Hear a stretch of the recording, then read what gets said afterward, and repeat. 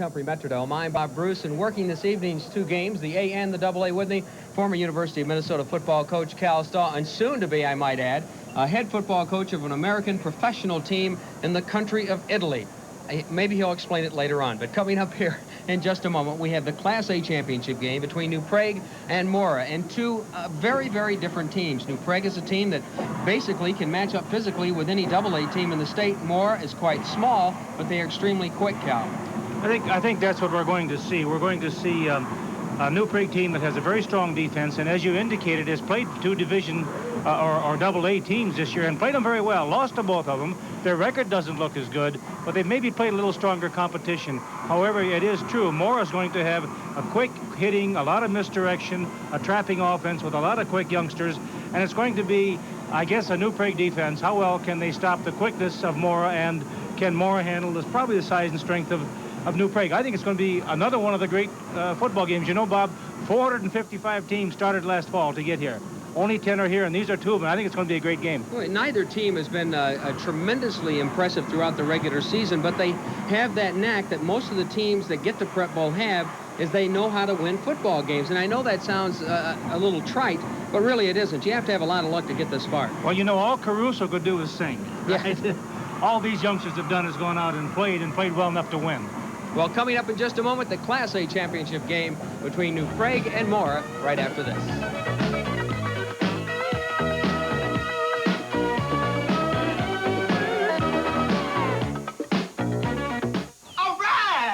Pro's got nothing on this arm, baby. Oh, a pro wouldn't want what's on that arm off. Off. I'll have these clean in no time. In the same temperature? It's the same mud. But it's not on the same clothes. So? So, this sweatshirt goes in cold or it fades, jeans go in warm, and gym socks go in hot.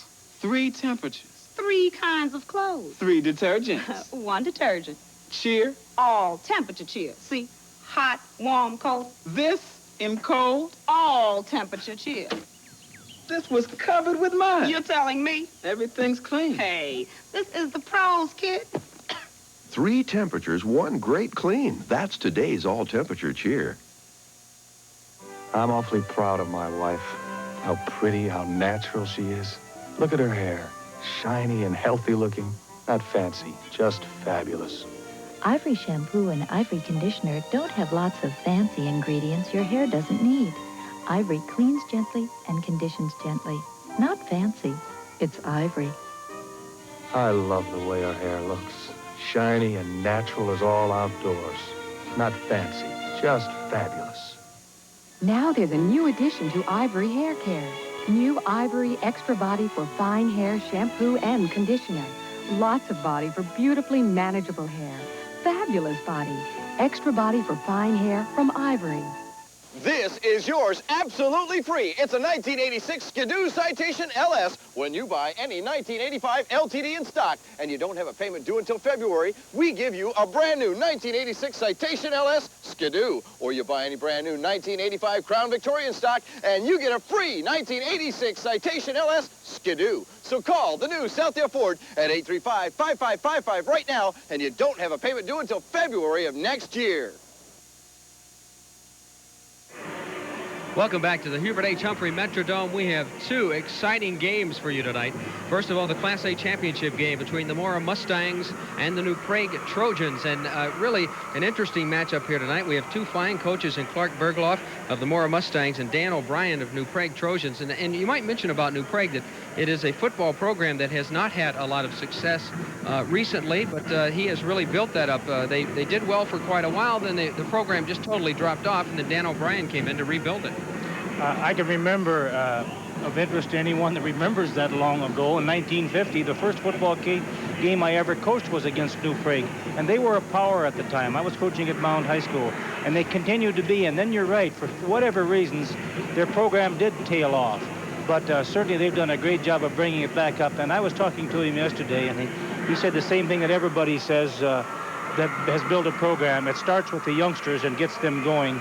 and they come on and on and on, and pretty soon they're back up to where they belong again. Well, it's you see interest the in the record. program. Yeah, excuse me. You saw the record there of New Prague on the year, 10-3, and you know, the big story about New Prague is that Matamidi knocked out Hutchinson. It's quite a story that Hutchinson is not in this game. They had the longest winning streak in the entire country, 38. They had won the Class A championship game 2 years in a row.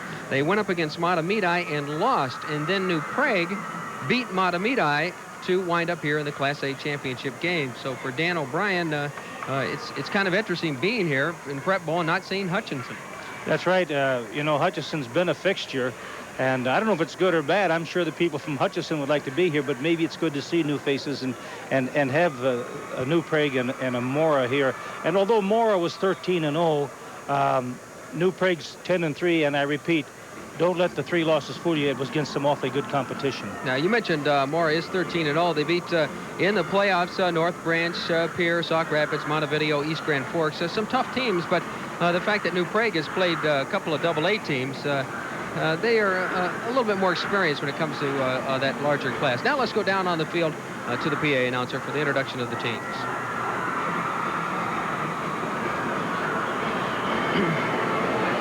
Now will the Mora team and the New Prague team captains and coaches, please take the field for the introductions for this Class A championship game.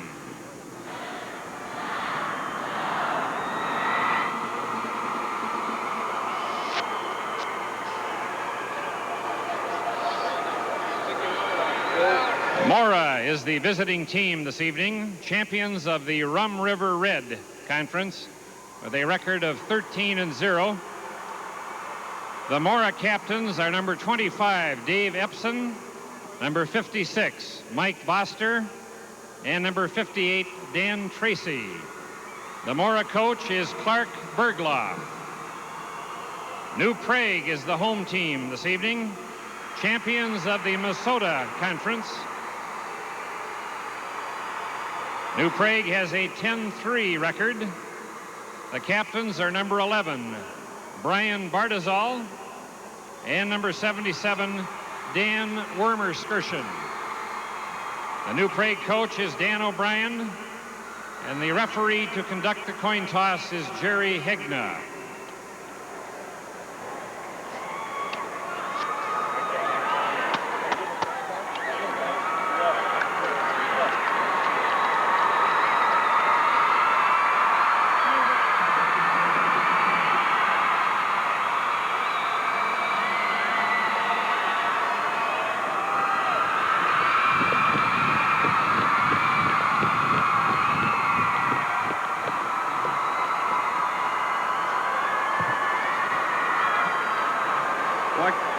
Handshake, boys. Walk in. New Prague will be the receiving team. Go ahead. Mora will kick off. Now the remainder of the team members of these two teams will meet at the middle of the field for the Minnesota Prep Bowl pregame handshake. We are now ready to start the Class A championship game. Okay, now we're... They knew they were supposed to do something there, but there's kind of a long pause. I don't know if it's a dramatic pause or what. I don't think anybody knew for sure what was happening, but that's how well trained these teams are. Nobody was going to move until somebody gave them the word. All right, that's a sign of good coaching. When we see New Prague get the football, they are basically a ball control offense. They like to run the football, but one thing that Coach Dan O'Brien mentioned to me, Cal, yesterday during practice, is that he feels that he may have to throw the ball a little bit today. Yes, I think he feels that way too, and they're awful anxious to get number 1, Brian Bean. They would like very much to get him loose. They run him a lot on the counter. And you have to keep your eye on him tonight, because at the right time, if he can break the line of scrimmage, he'll shake it pretty well. There's head coach Dan O'Brien of New Prague, showing some final instructions. We saw that huddle of the Mora players before they went out onto the field, and you know, for these high school athletes, the first quarter of each championship football game, they are nervous. There is no doubt about it. I've seen it in each and every year that we've been here. They get a little nervous, and sometimes you can have some mistakes very early. There's Clark Bergloff, who is, of course, the head coach of Mora in his 13th year. What a thrill it has to be, though, to be here. As I said before, 455 teams, It boils right down to 10 of them. 2% of the people of the schools that played football in Minnesota are represented here tonight. Eric Soderstrom will kick off for Mora. The 3 deep receivers for New Prague. Dorzinski's back there. Also Brad Bean and Chris Becker, number 8. We're just about ready to go with the Class A championship game, and of course later on tonight, around 7:45 or so, the Class AA championship between Apple Valley and Burnsville. But right now it's Mora versus New Prague, and we're ready to go.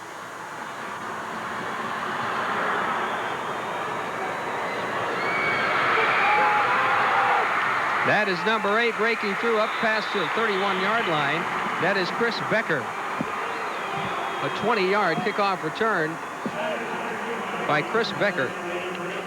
Dave Epson on the tackle, a senior, along with Paul Peterson.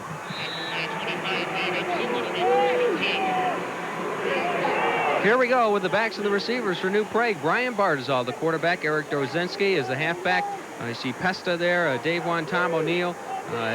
Wermerskirchen is excellent up front. Look out for him, and also Josh Howe. I want to talk more about him a little later on. In 1st and 10 with the ball at the 32. This is Bartizal, hands off up the middle, running room. He breaks free to the 50-yard line. That is John Pesta. Beautiful trap. Dave Epson. Beautiful trap inside. Watch your left guard pull and trap on this if we get a rerun. Let me set the defense for you here, Cal, for Mora. The Mora Mustangs. There we have it, the defensive line. Paul Peterson, Mike Bastier, Kevin Lacombe, he's a good one. Dan Tracy, Dave Epson, Brad Lacombe, and Steve Sari, the safety, also an excellent player. 1st and 10 with the ball at the 48. First quarter action just underway. 11:13 remaining in the first quarter. Here's the handoff. Number 7. That's Bean. And Bean is across the 50-yard line into Mora territory. Brad Bean, probably the quickest player on this team, and they like to run him in their off tackle like that. That was faking that trap that they ran. They set this up, a little counter back to Bean, the wing back, and worked very well again. Good inside trapping game. Jerry Black on the tackle for Mora. 2nd down and 4. It's a 46. Brian Bartizal, quarterback. Pesta and Dorzinski are in the backfield. In motion is Juan. This is Pesta again, and Pesta is across the 45 up near the 41-yard line. Butenhoff, Brian Butenhoff, made the tackle along with Scott Anderson, number 78. Interesting change in their formation. They dropped their left tight end back off, set their wing back up, put him in motion, basically gave him an unbalanced line to the right, Bob. We have measurement for the 1st down, and he has it pretty easily. The 1st and 10 at the 42-yard line for New Prague. New Prague, a team that loves the image of being the farm boys. The coach told me yesterday they love to play the so-called big city schools, Burnsville, Apple Valley. They love to play AA schools, even though they are in Class A, and they love being the farm boys. They're proud of being from a farming community. 1st and 10 at the 42.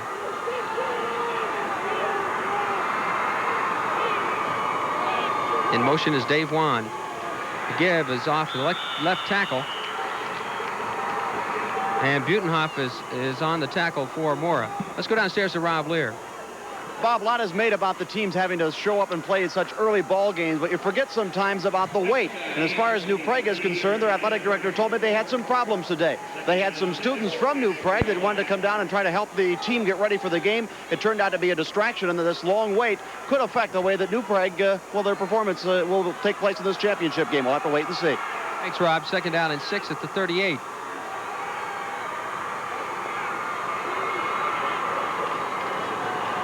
There's a give up the middle to Dorzinski.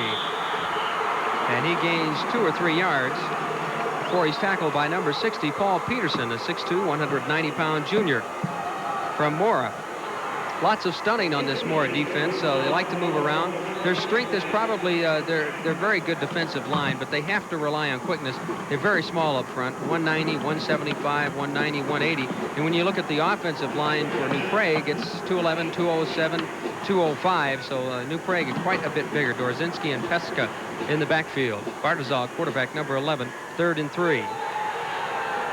This is Bartizal wanting to throw, and now runs it across the 30-yard line to the 29, and that'll be good enough for the 1st down. Butenhoff on the tackle, number 33.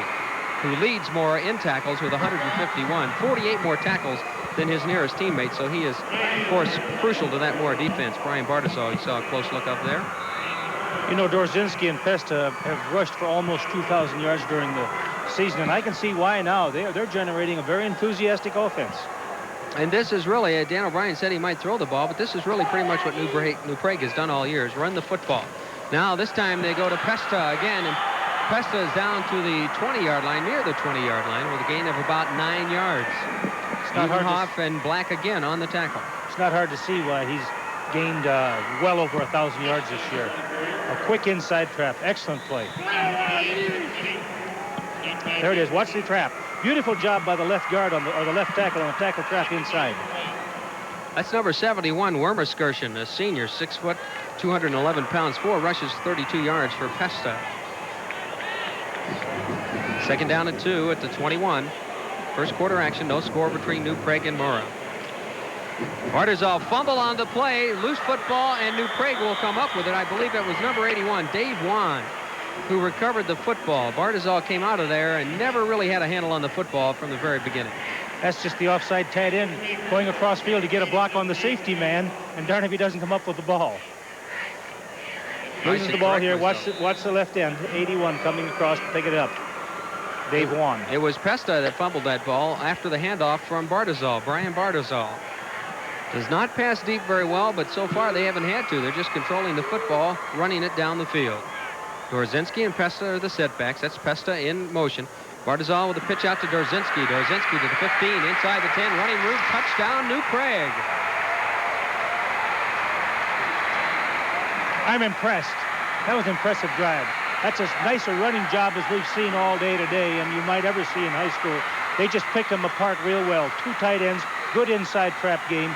They said an unusual. Watch their right halfback split way outside the tackle. And then on the quick flip, he's got a lot of advantage on the perimeter and does a beautiful job of cutting inside the block and then just sprinting to the end zone. Number 72, Josh Howe, with a great block on that one. It really got him away. Steve Tupy, number 44, puts the kick up, and it is no good.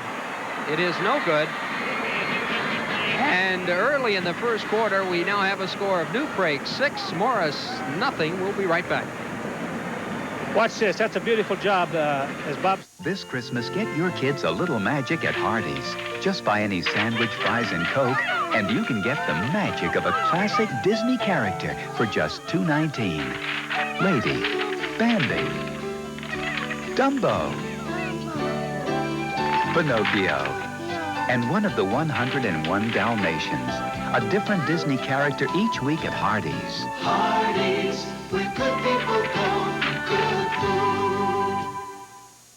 Hello, Gab line? Gab line? I just got on. What are we talking about? Life beyond Earth. Totally awesome. Does anybody have a cure for lumpy gravy? You serve it with lumpy potatoes, that's all. Oh, that's disgusting. I'm a Viking fan and dark hair and dark eyes. I sort of like this new heavy metal, this... Lively conversation, fascinating people. Join them. Call Gabline or Gab-Teen. New ways to meet people and make friends. Brought to you by Northwestern Bell. Wow. Back at the Metrodome, the New Prague Trojans are on the scoreboard. 9 plays, 68 yards, 4 minutes and 31 seconds to drive time, elapsed time. You see it there. Dorzinski on a 17-yard run. The extra point was missed. It is 6-0. Butenhoff and Schultz are back deep for Mora. Steve Tupy, number 44, who just missed the extra point, will kick off for New Prague. This is Butenhoff at the 10. And fine coverage on the kickoff there for New Prague. There's several players on the tackle.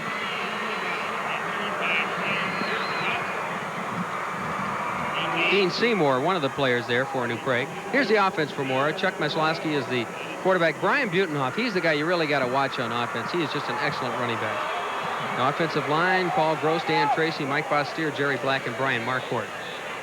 First and 10 at the 22. Meslowski, hands off to number 33, Butenhoff, and he's very difficult to bring down with one man, a very strong, powerful runner. Number 32, Carlson, and Brad Bean on the tackle for New Prague. Here's the defense for the New Prague Trojans. The defensive line, Mike DeGrosse, Josh Howell, Craig Gregor and Dean Wermerskirchen, Tom Moore, Troy Carson, Craig Bardisol, and Steve Schmitz. And there you see the secondary. Brad Bean, number 7, just in on that play last time. 2nd down and 3 at the 29.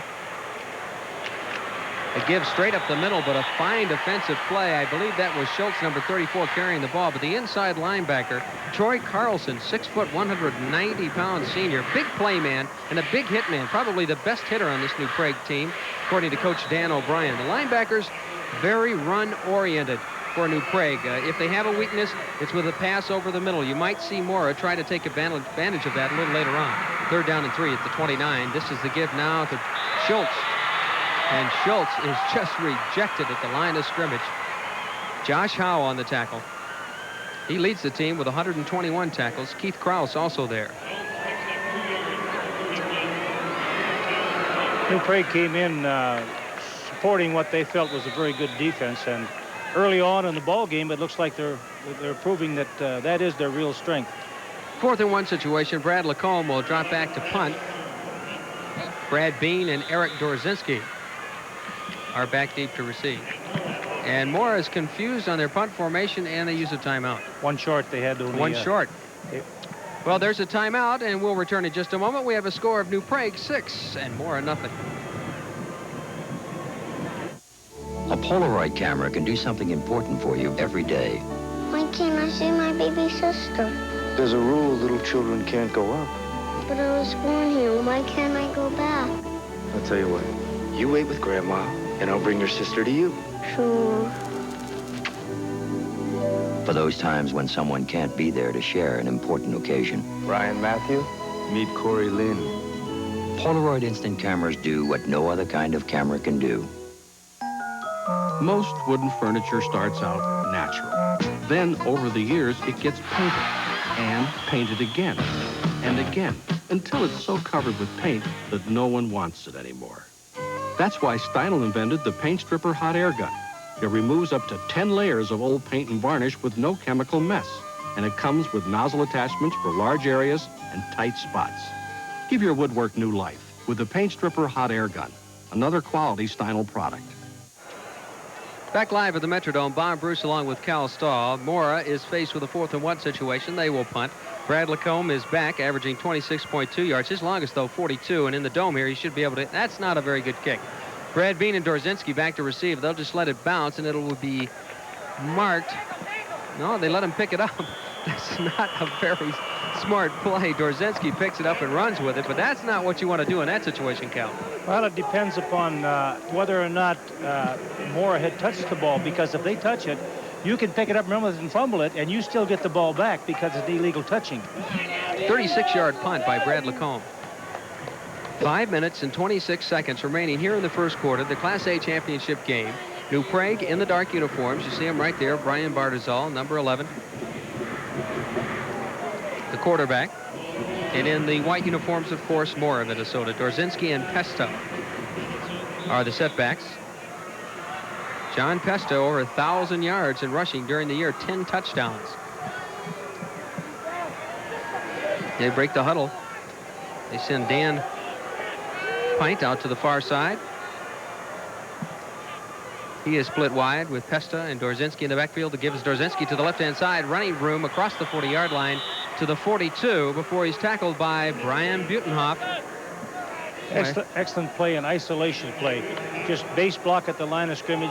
Your left half goes through and picks up the linebacker. There you see Eric Dorzinski. 827 yards on the year, 10 touchdowns. His longest, 33 yards. 5'10", 162-pound senior, but a lot of quickness, and the players on this surface really can utilize that quickness to great effect. 2nd down and 5 at the 42. Bardisol. The give is to Pesta. No running room at all. The tackle by almost the entire defensive line of Mora, led by Scott Anderson, 6 foot, 180-pound junior. That was a great hit. Somebody forgot to block him, and that was just eyebrow to eyebrow, or like I said, nose to nose on that hit. Here it is. Watch the hit. Bingo right there. just didn't get a solid block on him, and he had good penetration on the play. And this kind of an offense cannot stand penetration. Cal, that's surprising me a little bit because Mora is really outsized in that interior line, but they seem to be handling the offensive line of New Prague, at least at this moment. They're down in 6. Quickness. At the 41. Bartazal back to pass. He throws deep, well over the head of his intended receiver, number 10, Tom O'Neill. And this is something that Dan O'Brien told me, is that they do not pass deep very well, but they may have to today. When you said deep, it was deep. I mean, it was about 20 yards over the head of the receiver. That'll bring up a 4th and 6 situation. But you know, it's the same old thing. If you establish the run, then sometimes you don't pass well at this level of competition, or vice versa. Dave Epson is back deep to receive for Mora. Tom O'Neill is the punter with the longest kick of the year for him, 50 yards, so you can't get away a boomerang. High snap a little bit, and it is blocked. The ball bounces around near the 20-yard line, and it will roll out of bounds. Number 83, Kevin Lacombe, came in from his defensive tackle position and really put on the pressure to block that Tom O'Neill punt. And Mora comes up with a big break. Somebody didn't block to the outside as they should, because he had a straight run at the ball. I mean, it was block kick all the way. You could see it coming. Here it is, right there. Nobody even touched him, and he came off of the backside. But it doesn't make a difference what side somebody has to block him. Well, it certainly didn't help also, Cal, that the snap was high, and it made him take more time to get the punt away. Absolutely. There's a break in the action with the score. New Prague 6, Mora nothing.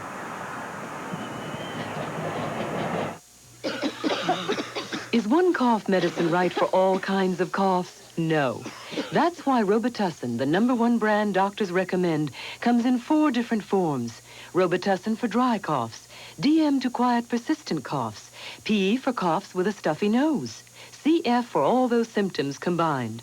Which Robitussin is right for you? Ask your doctor or pharmacist. And for your nighttime colds misery, try Robitussin Night Relief Colds Formula.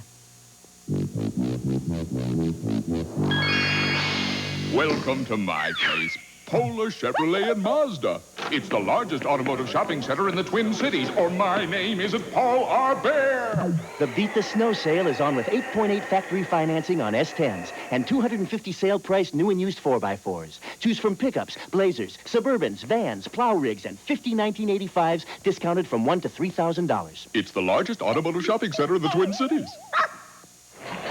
Cal, Tom O'Neill was in trouble from the very start with that bad snap. And watch this. He gets the kick away and looks for number 83, Kevin Lacombe, right there. A clean block. And he did what you have to do. You have to get about at the 7-yard line with a 15-yard punter and then become a high jumper and not jump into the kicker to get the roughing penalty. Butenhoff and Schultz in the backfield. 1st and 10 at the 18. Mora with a big break here early in the first quarter, late in the first quarter. Now 3:43 remaining. Back to pass is Mislowski. He throws complete to number 25 at the 5-yard line. Is Soderstrom, Dave Epson. One of the tri-captains pulls that in at the 5-yard line. Back defending Brad Bean for New Prague. And that will be a first down for Mora at the New Prague 5. That block punt can be a great equalizer in a game like this. You see him right there, number 25, Dave Epson. Mislowski at quarterback, Schultz and Butenhoff. This is Butenhoff, and he is to the 5, maybe to the 4, depends on where they mark his forward progress. Josh Howell, number 72, on the tackle for New Prague. That was kind of a no-gainer. That was a little cross trap, and they're just the defensive left end set down real tight, and there just wasn't running room. 2nd down and goal. 3:14 remaining in the first quarter. New Prague leads 6-0, but Mora is threatening. Mislowski at quarterback. Keeps, looks, wants to throw. It is complete for a touchdown to Dave Epson. Mislowski to Epson for the touchdown for Mora. Counter trap pass. Fake the counter, bootleg out to the backside, pick the crossing receiver and hit him in the end zone. Beautiful play when it works, and that one worked very well for him. Watch the little cross trap in here. Fake that cross trap, and then come back on the waggle or the bootleg and hit the crossing halfback. Coach Clark Bergloff told me yesterday that Dave Epson is their big play man, and he has indeed been that here in the first quarter for Mora. The extra point attempt is up, and it bounces off the upright. Eric Soderstrom's kick bounces off the upright. It is no good, and we have a tie football game. Well, we've just wasted the first half of the first quarter, 6-6.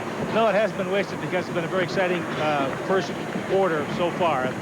And it really is. These are two evenly matched teams, as we indicated at the onset. The kicking game oftentimes will make the difference. That made the difference. It made it a 6-6 football game because of the block punt. 6-6 with 3 minutes and 1 second remaining in the first quarter. If you just joined us, this is the Class A championship game between Mora and New Prague. Mora, as you see right there, they are in the light uniforms with the M on their helmets. Their colors are blue and white. On the far side of the Metrodome, you can see a lot of their faithful. Boy, a lot of blue in here right now. Chris Becker and Eric Dorzinski back along with number 7, Brad Bean, to receive Eric Soderstrom's kick.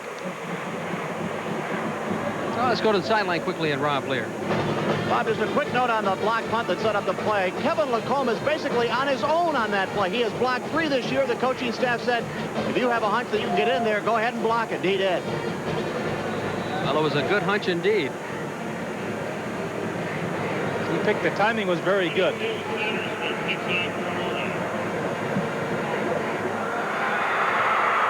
Soderstrom's kick is received at the 10 by Dorzinski. To the 20. To the 25. He's got a wall set up and some running room at the 41-yard line. He is knocked out of bounds by the kicker, Eric Soderstrom. A 30-yard kickoff return and an excellent return wall set up there by New Prague. Here's the scoring drive for Mora. 3 plays, 18 yards. Epson, a 5-yard pass from Meslowski. Once again, a well-conceived play off of that cross-trap series that they run so well. They break the huddle 1st and 10 at the 42-yard line. Brian Bardazal, the senior at quarterback, number 11, with Pesta and Dorzinski in the backfield. This is Pesta quickly up the middle, past the 45-yard line to the 46. Number 33, Brian Butenhoff on the tackle. Once again, a real good short inside trapping game. Short trap by the left guard, Dan Wormerskirchen. I'll get it before the day's over. He's the captain of the team. One of the captains, one of the tri-captains. Good blocking guard. Good trap on that particular They're trying to spot, I believe that's number 81, Dave Wan, who is injured on the play. The 6'1", 196-pound senior. For Pesta so far, 7 rushes for 39 yards. He's a good one. They can ill afford to lose him when the game's this tight, this early. Here's Coach Dan O'Brien of New Prague. Said one of the keys to his program is getting the kids on the weights. It's so important in high school. You talk about it in college and in the pros, but in high school it's very important. There's Pesta. Boy, he's turning out to be a real nifty back so far in this game here. You can see in the left-hand side of your screen, just barely, Juan, and I can't tell if it's a knee or an ankle. One thing you're going to get a lot on this turf is that really these kids aren't used to being able to cut as fast as they can on artificial turf. It's a whole different ballgame when you play on this type of surface. They've never had these kinds of shoes on before. It was interesting to watch them testing them and working out yesterday afternoon or yesterday morning and afternoon. It was interesting because some of them stumbled walking across the field because there's a better traction in it than there is on a grass field. This is the first time a lot of these youngsters ever had these kinds of shoes on. Number 88, Keith Krause, will come into the ballgame replacing Juan. And you have to also remember that it speeds up the game a little bit because the players are really about a half step faster on this surface. Tom O'Neill and Brad Bean are split to the near side. Man in motion is Krause. Bardazal, quick pitch back to Dorzinski, turns the corner. Not much. They're coming up with a real nice defensive play. Brad Lacombe, 5'9", 160-pound sophomore. He is Kevin's brother. That was supposed to be inside the end, but we didn't get the block end. They didn't get the end blocked very well, and the corner came up and played it real well. For Dorzinski, 4 rushes, 27 yards on the day so far. 3rd down and 4 at the 48. 1:54 remaining here in the first quarter. 6-6. It's a tie score. New Prague trying to change all that. Bardazal at quarterback. Gives to Pesta straight up the middle. Do you see with the first initial hit, Cal? He hits one player, doesn't stop, and just pushes forward even harder. On the tackle, Number 54, Jerry Black. Yeah, he's a great momentum runner. That's that little trap in there. They're running it very effectively. I expect them to come off of that with some kind of a fake and either a halfback on a counter or a waggle pass, a counter pass of some kind. But his early momentum, he's a quick starter. He accelerates very well into the hole, and that's what makes him so effective when he's one-on-one. 1:27 remaining in the first quarter. 1st and 10 at the 47 for New Prague. Carter's all back. Wants to throw as a receiver. It is complete to number 10, Tom O'Neill, at the 36-yard line. Dave Epson, number 25, on the tackle. And now it is O'Neill that is shaken up on the play. See, I told you, I'd be a good quarterback. Let's go down to the sideline and Rob Lear. Bob, a quick update on Dave Wan. You can see that the trainers have propped the left ankle up on a pillow on top of a football helmet. They say they want to wait some time to see exactly what the extent of this injury is. Right now, they're just labeling it as an ankle sprain. But again, the doctors want to apply some ice and then give it another check here in a few minutes. So he's going to be out of this football game for a while. Thank you, Rob. Tom O'Neill is the injured player now on the field for New Prague. So early in this football game, the New Prague Trojans having an injury problem. Here's the injury. Let's see if we can pick up exactly what happened to him. Epson will make the tackle, number 25. There you see him, number 10, and right there he just took a real hard shot to the side or stomach. Did you ever get hit in the solar plexus when you didn't expect it, Bob? I think that's probably what happened to him. I hope that's all that happened to him.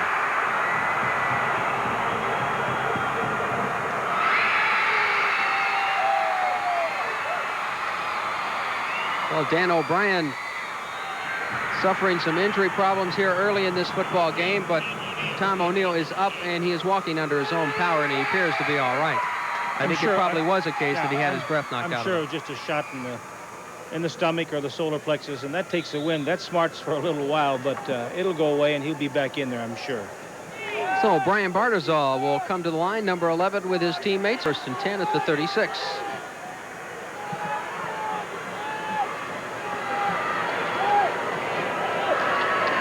This is a give to Pesta, bounces off one tackler and then is brought down at the 31-yard line by number 37, Rich Bleasy, 5'9", 155-pound junior.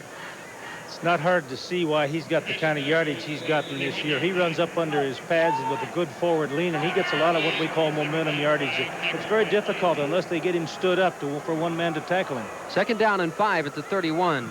Right now, both offensive ends for New Prague are on the bench injured. Bartizal with the give to Pesta, fumble, and it is recovered by Mora at the 28-yard line. Number 78, Scott Anderson. Another turnover. That'll kill you quicker than anything. At least it's down on the other end of the field. It's not as bad as a block punt. There it is right there. It's just a good shot with the face on the ball, helmet on the ball, knocked it loose. So with 16, now 14 seconds remaining, it's 1st and 10 at the 28-yard line for the Mora Mustangs. Butenhoff and Schultz in the backfield. Oh, they fake the quick pitch and give it up to the wingback up the middle. The number 25, Dave Epson, the slot back, takes it up the middle for a gain of about 6 or 7 yards. Mark Bortman on the tackle along with Tom Orr. And that is the end of the first quarter.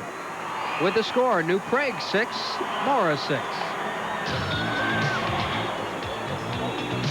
You buy any new or used car or truck from us, the new Southia Ford, and you don't have a payment due until February of 1986. Like this, 1982 Ford Mustang, $127 a month, and no payment is due until February of 1986. Look at that selling price, $46.88. How about a 1980 Mercury Cougar for $38.88, or only $129 a month, and you don't have a payment due until February of 1986. So what's the thing to do is to call us right now, 835-5555, or better yet, come in and save.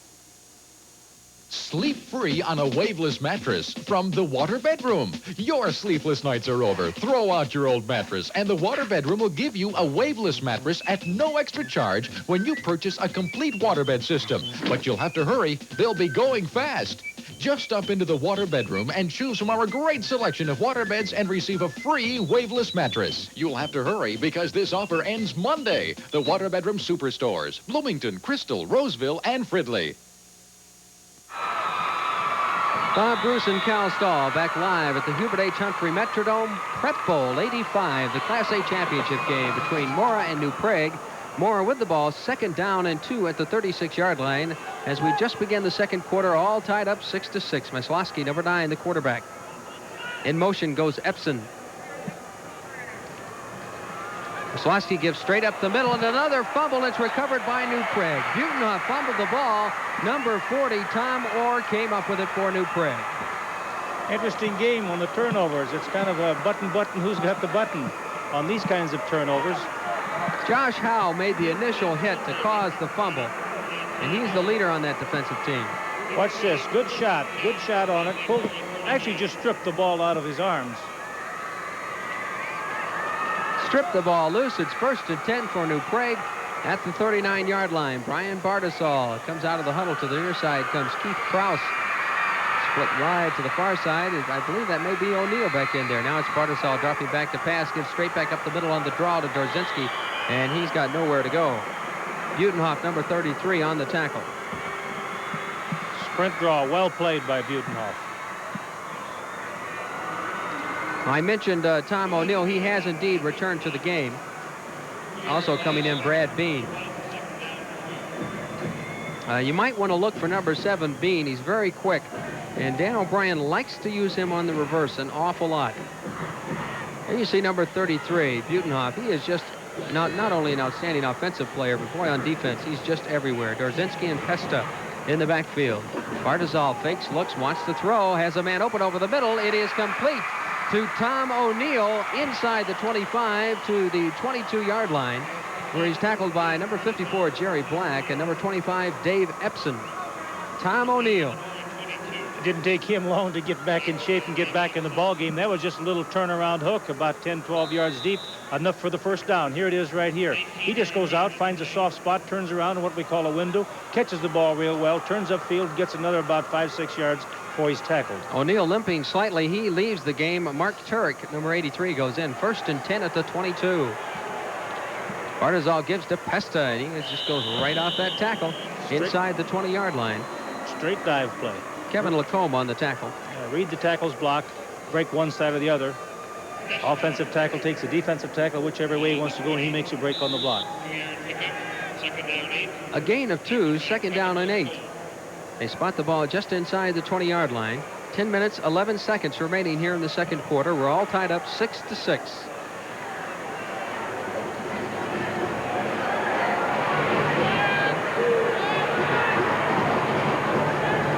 High formation.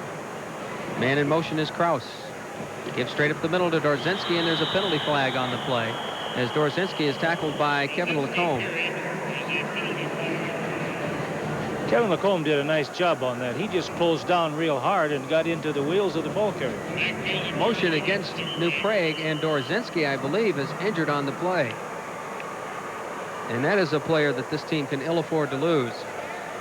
Let's check that number.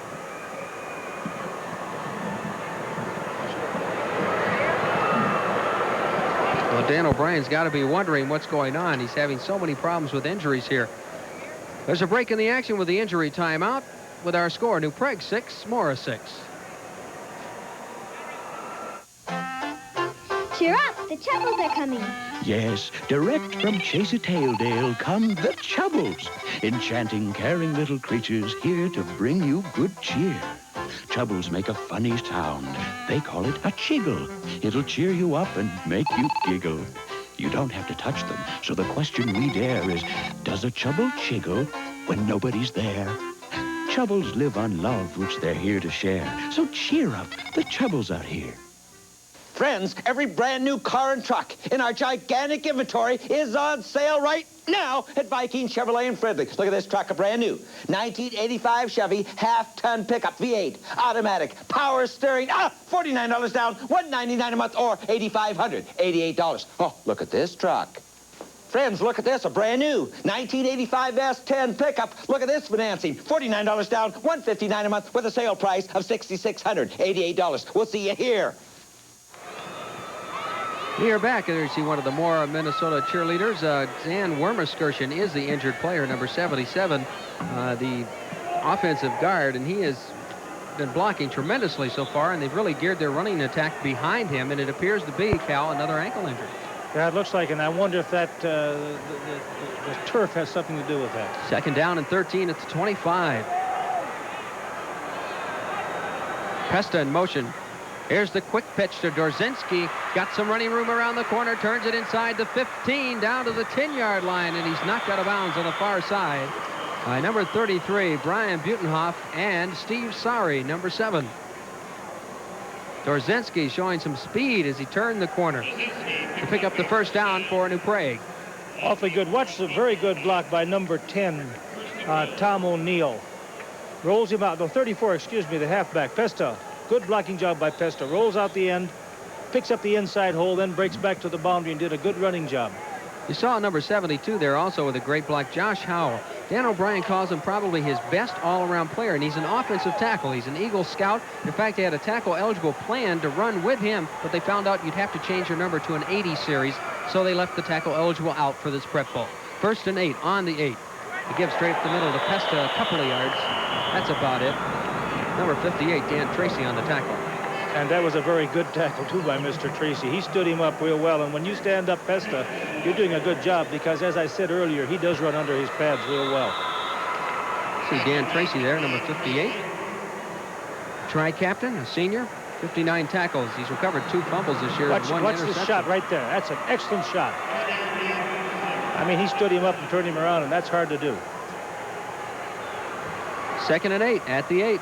Second quarter action. The game's still tied. Bartazal wants to throw. Throws out to the near flat. Dorzinski, and they're going to call that an incomplete pass, but that was very nearly a fumble. Excuse me for coaching. I said you better get on it. I thought sure that was a lateral. I don't know. From my vantage point, it almost looked like it was thrown behind him.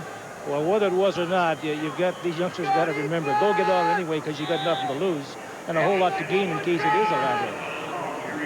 Clark Bergloff in his 13th year, coaching the Mora Mustangs. Barzal comes out of the huddle, 3rd and 8 at the 8. Takes the head up to Pesta, rolls to his left, throws, and it is complete. No, it is dropped by Tom O'Neill. They had a touchdown. It was on the fingertips of Tom O'Neill. Defending on the play, Dave Epson and number 54, Jerry Black. He had his touchdown right on his fingertips, couldn't hold on. Just didn't have control of it. All he had to do was just pull it in and take another step, and regardless whether he'd have fumbled or not, I'm sure it would have been ruled control, but it didn't work out for him. So on 4th and 8, New Prague will go for the field goal.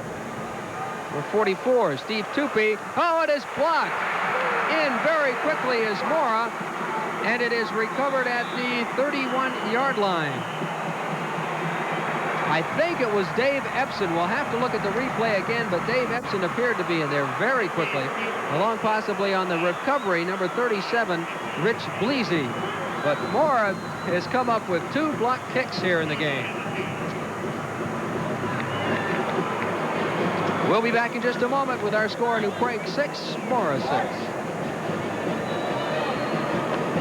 I feel like the difference in yield using lasso would amount up to several $1,000s over 1 year's crop. But extra profit isn't the only reason Jim Meisenheimer is sold on Lasso herbicide. I had never had them side by side until I put them in the test plot, and that proved to me that there was a great difference on the stress side of the 2 chemicals. Lasso has a yield advantage that's been proven in thousands of on-farm tests around the country. Lasso, less stress, more yield. It did prove to me that I wanted to use Lasso on the entire corn acreage. Is one cough medicine right for all kinds of coughs? No. That's why Robitussin, the #1 brand doctors recommend, comes in 4 different forms. Which Robitussin is right for you? Ask your doctor or pharmacist. Chapstick, please, sold out. How about some? Nope. There's only one chapstick. Chapstick? Right here. Don't seal or treat your lips with anything less. My lips are sealed with chapstick. We're back at the Metrodome. Number 83, Kevin Lacombe. We have spotted as the man who blocked that kick. Special teams so important in any game, and Mora with 2 big blocked kicks. 1st and 10 at the 31. This is Maslowski wanting to throw deep. He has a man open. It is intercepted at the 40-yard line by number 7, Brad Bean. But just like that, a turnover, and New Prague has the ball right back. Brad Bean is a football player that makes his presence known. He does a lot of things very, very well. Here's the replay. It's a little fake on the counter trap again, and then roll. Tries to hit the crossing receiver, and Bean does a beautiful job of just stepping in front right here. Bringing the wing back from the far side across, trying to hit the seam in the middle. New Prague had 2 defenders back, but indeed, he did have a receiver open. Greg Ballmer was open, but it was slightly underthrown. Dorsinski and Pesta in the I formation. Brian Bartizal, quarterback. That's Kevin Keith Krause in motion. This is the give to Dorzinski over the 40-yard line to near the 41 before he's tackled by Kevin Lacombe, the 5'10", 190-pound senior. Let's go down to the sideline to Rob Lear. Bob, you can see the trainers applying ice to Dan Wormenchern as he is getting ice on his left knee. He apparently took a blow to the outside of the knee, and the trainers tell me what makes that a little bit different is that until that pain goes away, they don't want a chance to even have him go back in the football game. Most knee injuries happen on the inside. He took the blow to the outside, and they're going to keep him out until there's no pain at all. Let's go back to the booth. That being number 77, Dan Wormerskirchen, 2nd down and 8 at the 42. This is a give to Pesta, and there's not much there that time. Number 78, Scott Anderson, good penetration, along with number 33, Brian Butenhoff. But there you see number 78. If Rob Lear, if what he says is true, Bob, that means that it's more of a bruise than it is some kind of a sprain, and a lot of cold, a lot of ice on that will take care of that if that's indeed all it is. 3rd down and 5 at the 45. 7 minutes and 10 seconds remaining in the second quarter. It is 6-6. All tied up for the Class A championship. New Prague in the dark uniforms. This is Bartizal back to pass, looking deep, throws over the middle, intercepted by number 54, Jerry Platt. He's to the 40, inside the 40 to the 38-yard line before he's brought down by the offensive tackle of New Prague, Dean Simon. There you see him, number 54. Bartizal forced that ball. He threw it into traffic, and that's something, I guess, if you've got to be throwing the football a lot of times and for a lot of years to get over having to do that. Sometimes all you see is that receiver. Well, he's had 4 interceptions on the year. They do not throw very well, and if Mora can continue to force them out of their running game plan, they could be successful here today. 1st and 10 at the 37. A slight gain there. The tackle by number 66, Clyde, running the ball, Butenhoff, number 33. You see there, number 66. Nate Clyde, 6'1", 185-pound sophomore. Gain of 2, 2nd down and 8 at the 35. A little over 6 minutes remaining here in the first half. Chuck Meslowski. Hands off to Butenhoff, and he gets to the line of scrimmage, maybe. Craig Gregor and Mike DeGrosse on the tackle. That was supposed to be an inside trap, but Gregor set down real tough to the inside, and there was just no place to go.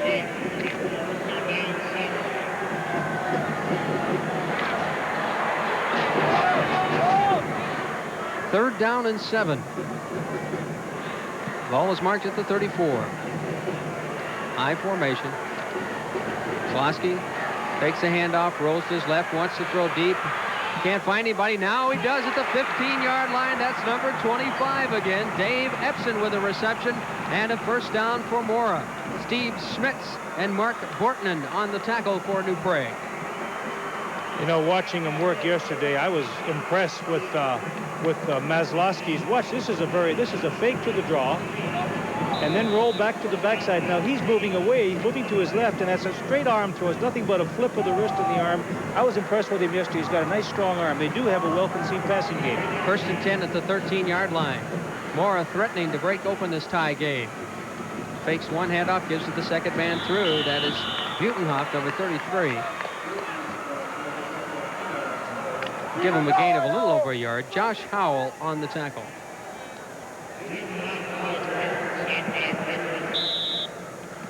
Chuck Maslowski, 4 attempts. He's completed 3 for 39 yards, but the passes he has completed have been very, very big. 5 minutes remaining in the first half. 2nd and 9 at the 12-yard line. Maslowski hands off to Schultz. And Schultz is inside the 5-yard line down to the 1. Where he's tackled by Keith Krause, number 88, along with Mark Bortman, number 15.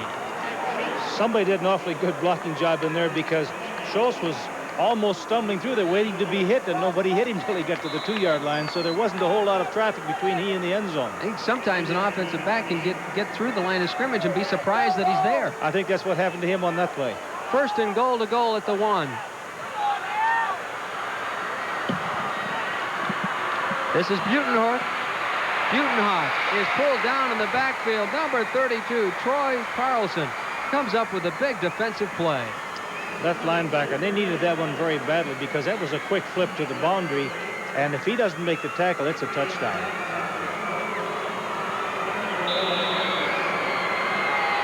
Number 77, Dan Wormerskirchen, is back in on defense, so evidently that knee injury, not severe. He is back in action here. That's good news for the New Prague fans. Second down and goal. To Schultz. Gang tackling by the New Prague defense near the 3-yard line, leading the charge. On the left side, Josh Howe and Mike DeGrosse. There's Wormerskirchen, who's back in the game now. That's what a little ice will do for you, Bob. It does wonders sometimes. He's a big boy, 6 foot, 211 pounds. This is where New Prague is awfully tough on defense. They have great pride in their defense, and pride plays a factor in the goal line. Third and goal.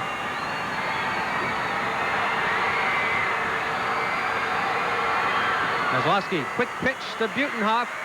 He is not in. He is inside, I believe, the 1-yard line, but what a defensive play. Wormerskirchen in there along with Bortman. And the New Prague defense has held here. Now it'll be interesting to see what Mora decides to do with 4th and goal to goal. They have called a timeout to make that decision. Clark Bergloff wants to talk it over and decide whether to go for the touchdown or the field goal. We'll take a timeout. The score, New Prague 6, Mora 6.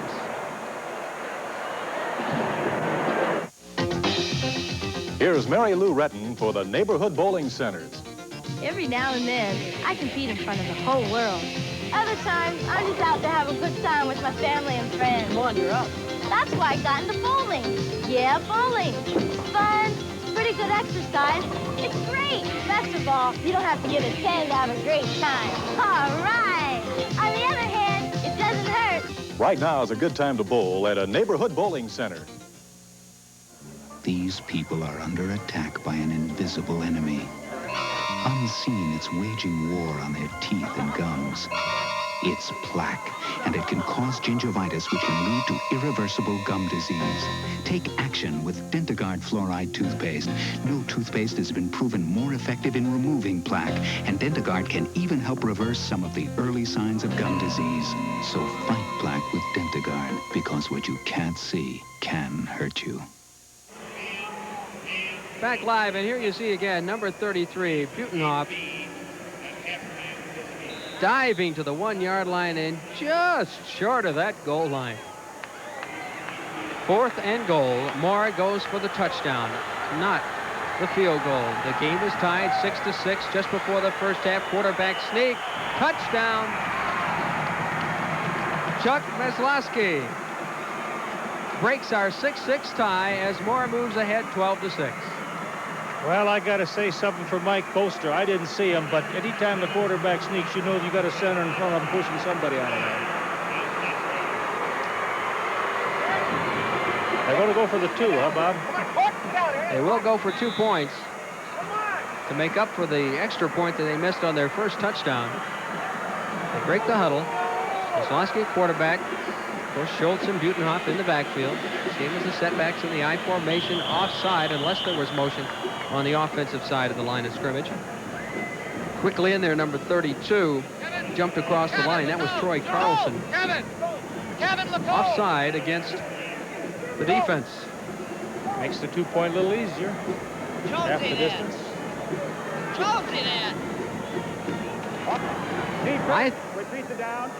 I thought yesterday, Cal, watching these two teams practice, that New Prague was going to be able to physically dominate Mora because of the difference in size, and that has not been the case here.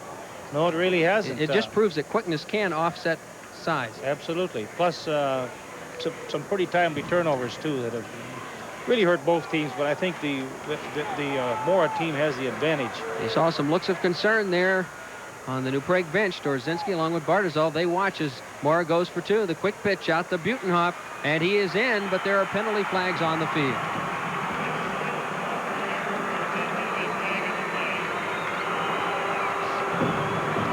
It appeared that maybe the back that was in motion moved towards the line of scrimmage before the snap of the football, which is, of course, illegal motion. That's the indicated signal.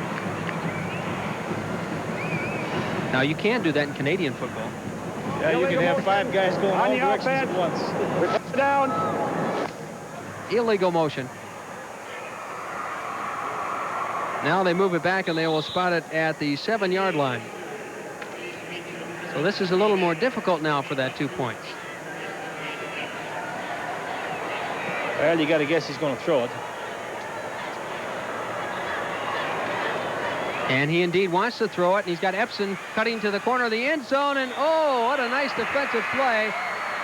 Number 45, Steve Schmitz, was covering Dave Epson, and at the last moment reached up and knocked the ball away. The 2-point conversion is no good. Here's the touchdown once again. Maslowski with a quarterback sneak behind the blocking of number 56, Mike Bastier, and Dan Tracy, number 58. Mora jumps to a 6-point lead, 12-6, with 2 minutes and 59 seconds remaining here in the first half of the Class A championship game.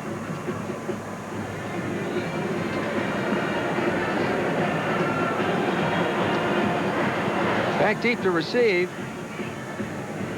Dorzinski will be back there along with Brad Bean and Chris Becker. I was impressed with Steve Schmidt on that last on that defensive play on the corner, because that was a bootleg coming from him, coming toward him, and the quarterback had broken the contain on the thing, and he had to do one or the other very quickly, and he did an excellent job of covering the pass. Soderstrom is the kicker. Eric boots the ball, it bounces near, well, it's caught on the fly by Dorzinski. The 15-yard line to the 20, breaks through a hole, now bounces out to the 35, to the 37-yard line, where he's brought down by the kicker, Eric Soderstrom. Scoring drive, 9 plays, 37 yards. Maslowski on the 1-yard run after the turnover. 25-yard kickoff return by Eric Dorzinski. By the way, there is a bit of a change of schedule from what we've been showing you normally throughout the day. We will not have a band performance at halftime. We will cut away to our news studios at KSTP TV for a news update. 1st and 10 at the 39. A little over 2 minutes remaining in the first half. And this is the give to Dorzinski, who's hit hard as he crosses the 40-yard line by number 33, Brian Butenhoff. 151 tackles on the year, 30 solos, 1 interception. That's being pretty active on defense. When you flip the chart and look at him on offense, the halfback, he had 1 99-yard run this year, 20 touchdowns. What a heck of a year for Mora. I would say that he was a key in the cog. There's number 17, Eric Dorzinski. 2nd down and 7 at the 42. Bartizal to pass, in trouble, a lot of heavy pressure, and he really didn't have a chance to hit his receiver. 60, Paul Peterson, and Kevin Lacombe, number 83, put the pressure on Brian Bartizal. I believe that was going to be an inside screen, but he didn't have time to let the screen set up, so he just threw it to a relief valve. In fact, I think he threw it away as much as anything. Well, the offensive linemen are supposed to make at least a little bit of an attempt to block the defensive lineman. You can't just let them blow right through there, or your quarterback won't have any time. You got to do a little bit of play acting. Well, you got to win an Oscar out there. 3rd and 7 at the 42.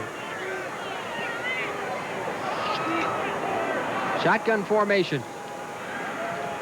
Bartizal throws over the middle. It is almost complete.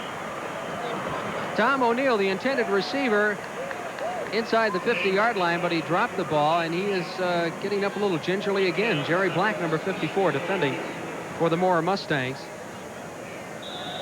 And Tom O'Neill will come out of the game. He has had a rough first half here for New Prague. Yeah, he's taken a pretty good thumping. Most tight ends do, but he's taken an unusually good one. Bit of a problem here because Tom O'Neill comes out. He is the normal punter. So now they have to look around to try. We'll have to see who's going to punt the ball now for New Prague on 4th and 7. Whoever it is, he's nervous right now. I'll guarantee you that. Steve Tupy, who handles the kickoffs and extra points, has come in, and now there's probably too much time.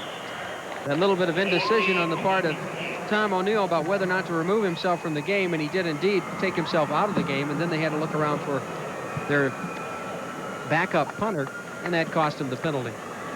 Play game on the offense. 4th down. And really, it could also give Mora some good field position, depending on this kick that their backup kicker gets off. I'd go after it if I was Mora, because you got a second-string punter, and you know he hasn't punted a lot this year. I'd go after it real hard, and that's what they're going to do. Here they come. Oh. And he gets it away. Bounces at the 40-yard line, takes a Mora bounce. Better stop it there. The 46-yard line. Mora will have 1st and 10. And they'll have about 1 minute and 36 seconds to try to put some more points on the board. Chuck Maslowski coming out onto the field. A 17-yard punt with no return. Well, I was terribly impressed at the onset early in the first quarter with New Prague, but now Mora's impressed me pretty much, so both teams are playing very well.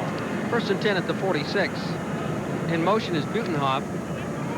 Down the near sideline, this is a screen all the way. They throw it back over to Epson to the 50, inside the 50 to the 45, and he is knocked out of bounds at the 44-yard line by Troy Carlson and Craig Gregor. That's a play they ran yesterday in practice. Yes, and it's a good play at this particular occasion because it gets them almost 10 yards. But more important, it stops the clock because they do have a clock factor now. 1 minute and 17 seconds.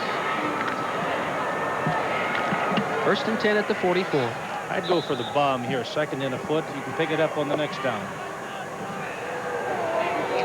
Just about a freebie down on this. Schultz and Butenhoff in the backfield. Maslowski gives to Butenhoff, and he has the 1st down easily inside the 40-yard line to the 39. Craig Bardazol, number 33, the junior, on the tackle. And another 1st down for Mora. The Mustangs have to move the ball quickly, and they are doing just that. The clock winding down to 1 minute remaining in the first half. 1st and 10 at the 39. In motion again is Butenhoff. Now they throw it quickly to number 44, Greg Vollmer. And here's where they should take a timeout. 48 seconds. Vollmer on the reception. And they have not taken a timeout. The clock continues to roll. 40 seconds. They're going to have to hurry here.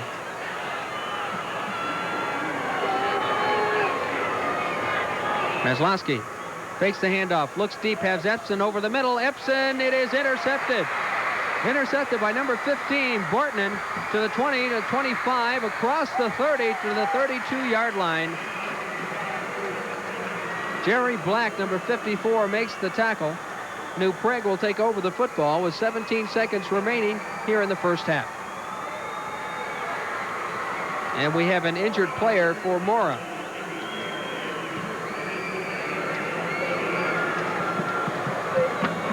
And from our angle, it's very difficult to see who it is. Here's a replay of the interception again, Cal. Yeah, that's a crossing pattern. He just threw into the teeth of a good zone defense, and the zone picked it up. Most teams will play a zone when they're this close to the end of a half, and a passing situation, because that's stretch a little bit but don't break. You start getting in man, and you get beat man on man, and it's a touchdown. But a zone, even though he completed it, he could have made the tackle and killed the clock, and with very little time to go. Well, you know, his teammates call him, I hate to bring this up on an interception, but his teammates call Chuck Maslowski Joe Cap. Joe Cap. And they say that he'll do anything to win. He's very, very competitive. He completes 60% of his passes. He's a big play quarterback. That particular time, he went into the zone defense where he shouldn't have gone, but he's quite a competitor, this Maslowski. The injured player, number 7, Steve Sari, who is walking off under his own power. Maslowski's impressed me this first half. He not only fundamentally does things well, but he's a command type of quarterback. He runs the huddle well. He takes command, takes charge in the huddle, and you can tell that. I think Sorry may have taken a shot to the ribs. 1st and 10 at the 32, 13 seconds. I don't know if New Prague can do much here. 9 seconds, and they'll be content to let the clock run down. And that will be the end of the first half. With our score, Mora 12, New Prague 6. Coming up, we'll go directly to our KSTP News studios for this news update. Then we'll be back with more football.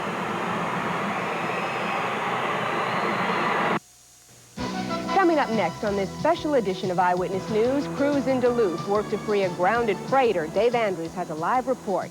Karen Falloon has today's forecast with some chilling November temperatures for us.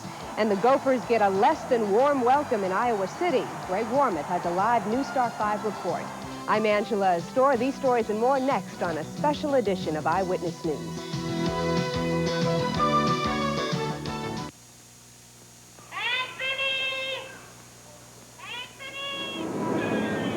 Anthony Martignetti lives in Boston, in the Italian North End, the home of the Prince Spaghetti Company.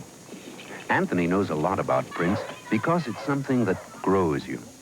Most days, Anthony takes his time going home. But today is Wednesday, and in the North End of Boston, Wednesday is Prince Spaghetti Day. Around the world, one name in electronics commands respect: Sony. Around here, the sound centers are the one place to buy Sony. Selection and value. Here's one Sony Betamax, $199, and we have all these other Betamaxes. Here's one Trinitron, 19-inch with remote, $399, and we have all these other Trinitrons. Over 500 Sony products at one price, but the lowest, only at the sound centers.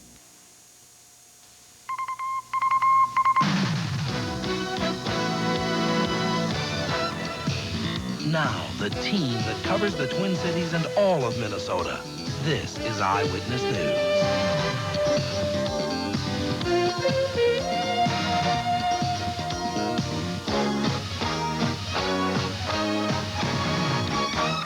The Socrates remains stuck in the sand tonight in Lake Superior. The Liberian freighter was pushed ashore Monday night by strong winds.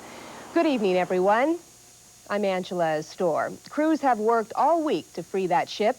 Dave Andrews is in Duluth and joins us via the Northland link with a live update. Dave, what's the latest? Well, Angela, today was day 6 of the Socrates drama here in Duluth. It was the day the Coast Guard had hoped the big ship would be freed from the sandy bottom, but it was not to be. The 580-foot freighter is still in the same position as yesterday, and there were no attempts to tow it away from shore.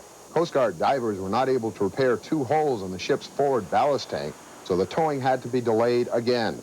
Dredges have been busy, however, clearing away tons of sand from around the ship's hull. Hopefully that will make the difference when they try to dislodge the Socrates tomorrow. Meanwhile, the ship is already becoming a legend of sorts here in Duluth. An exhibit on the grounding of the Socrates has already been put up inside the Marine Museum, next to the entrance to Duluth Harbor. The exhibit details exactly what went wrong Monday night when that fierce storm drove the ship onto the sandy beach at Park Point. And today there were more spectators than ever lining the shoreline to watch the progress of the rescue effort. A bonfire helped take the sting away on this bitterly cold day. Coast Guard announced that repairs to the ship and dredging will continue overnight, and at first light tomorrow they will call in 5 to 7 tugboats for one big effort to try to pull the Socrates out into the lake.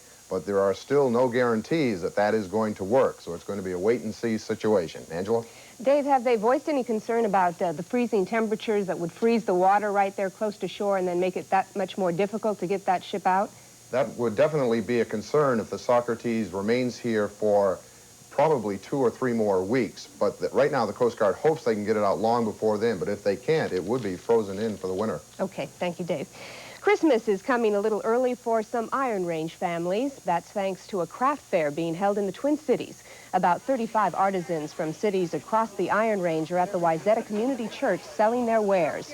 For some of the craftspeople, what was once just a hobby has become a necessary source of income. Thousands of workers are laid off from the closing of taconite mines. Some Iron Range residents say for many, having something like craft work to turn to helps improve a bad economic situation. And when people are chronically unemployed, they do not feel good about themselves. They don't want to be on unemployment.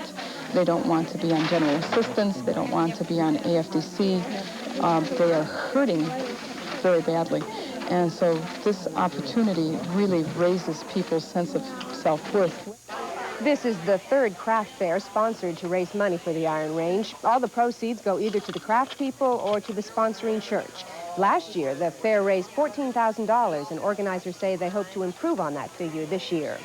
About 50 employers offered hundreds of jobs to Twin Cityans today in St. Paul, whether they were unemployed or underemployed.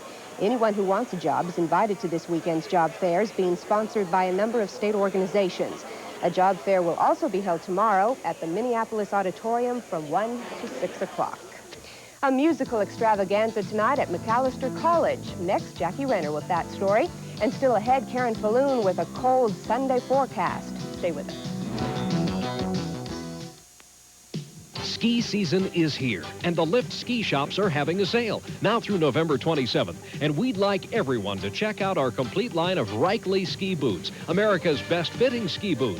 The Lift has selection and savings, like the RX-7 with Power Flex tongue and Thinsulate lining at $229.99, or the popular RE4 at $119.99. The Lift, 3 locations to serve you: Fridley, Richfield, and Hopkins. Sail on now. Lean on me when you're not strong, and I'll be your friend. I'll help you carry on, for it won't be long till you're gonna need somebody to lean on. See your 88 very independent Chevy dealers. Right about now, everybody wants to find a hot place to spend Christmas. Well, man, I know of such a place.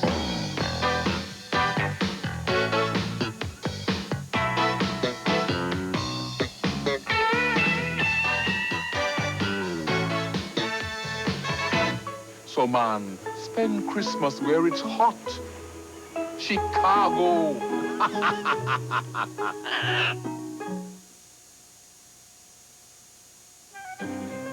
We're done shredding the cheese, sir. Good. Shred it again. Sargento Fancy Shred Cheese is shredded even more finely than our regular shredded cheese.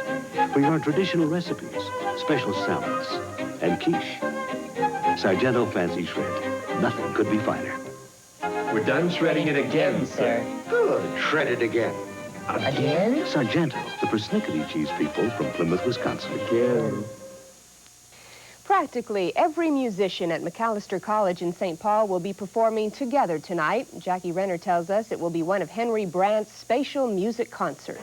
This is Brandt's spatial music.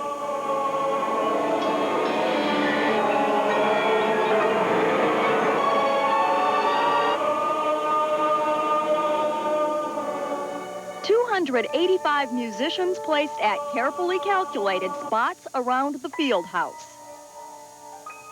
Now we got over there a big chorus, in front of that a big percussion ensemble, a big wind ensemble at the other end, orchestra, other end small chorus, in that corner bagpipes, in there jazz band. Well, if they all play different things, you're going to get something different from only a single music. The composition is called Northern Lights Over the Twin Cities, whose lyrics come in part from textbooks describing how the Northern Lights are created. There'll be one performance at 8 o'clock. Jackie Renner, Channel 5 Eyewitness News. Karen Falloon was out getting her exercise today, shoveling snow like probably a lot of you were. Yeah, my back is just killing me. It was a good day for that. Well, we did get a little bit more snow, but those snow showers are over with now, at least for the time being. Right now, we have a high-pressure system building in, and that's going to mean some much colder air moving into Minnesota. As a matter of fact, We have some clouds moving out right now. When the clouds moved out, well, the temperatures started dropping at that time. That snow we had this morning is now pushed into Wisconsin. Just generally light snow from northeastern Minnesota to northern Illinois, and that's going to continue moving through the Great Lakes as this high-pressure system builds in. Now, the temperatures just to the northeast and north of that high-pressure system indicate what kind of Arctic air is on the way. Already, it's below zero across North Dakota and parts of western South Dakota. That below zero air is headed our way. Our high temperature occurred earlier in the day. It was 15 degrees. The temperature dropped to 6. That's right now. That's the current temperature as well. And we aren't even going to make the average low temperature tomorrow. Temperatures are staying on the cold side. Well, we had 1 inch of snow today on top of the 3 that we had yesterday. So we've got a little bit in the last 2 days, a little bit more than 4 inches. And the sunrise this morning was at 7:21. Currently, we have that 6 degrees for a temperature. The dew point is 2 below. Relative humidity is 69%. The winds are gusty. 16-mile-an-hour winds right now, giving us a wind chill of 26 below, and the pressure is rising, and that because that high-pressure system building in. As it builds in, those lows tonight will drop to below zero across much of Minnesota. It'll be anywhere to just below zero to just above across southeastern Minnesota. This may just be our first below zero night. Well, tomorrow that high-pressure system moves on, and starting out, we have sunshine. That moves on through the Great Lakes. The clouds come rolling in behind it, and perhaps even a little bit of snow come tomorrow night on through Monday, but continued cold with highs tomorrow only in the teens. The forecast for tonight, clear to partly cloudy and cold with temperature near zero, perhaps just below. Tomorrow, increasing clouds as temperatures reach the teens, the mid-teens, and then on Sunday night and Monday, mostly cloudy and the chance of snow. Thank you, Karen. Coming up next in sports, a live exclusive News Star report from Iowa City, where the Gophers lost their hold on Floyd of Rosedale. Ed Cairo has it all next on Eyewitness Sports.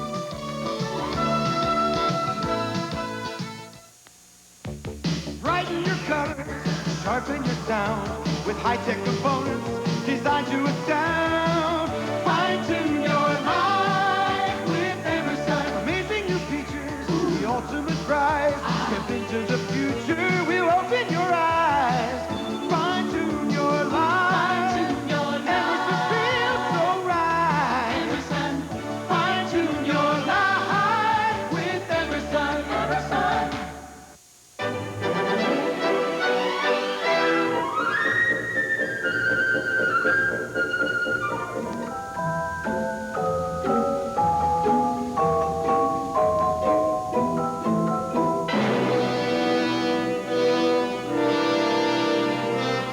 Catch it before it all goes by.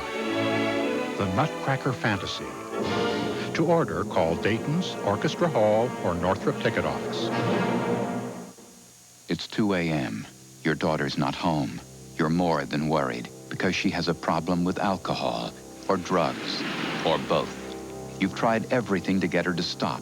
Tonight, it would be enough just to know she's all right. But what about tomorrow?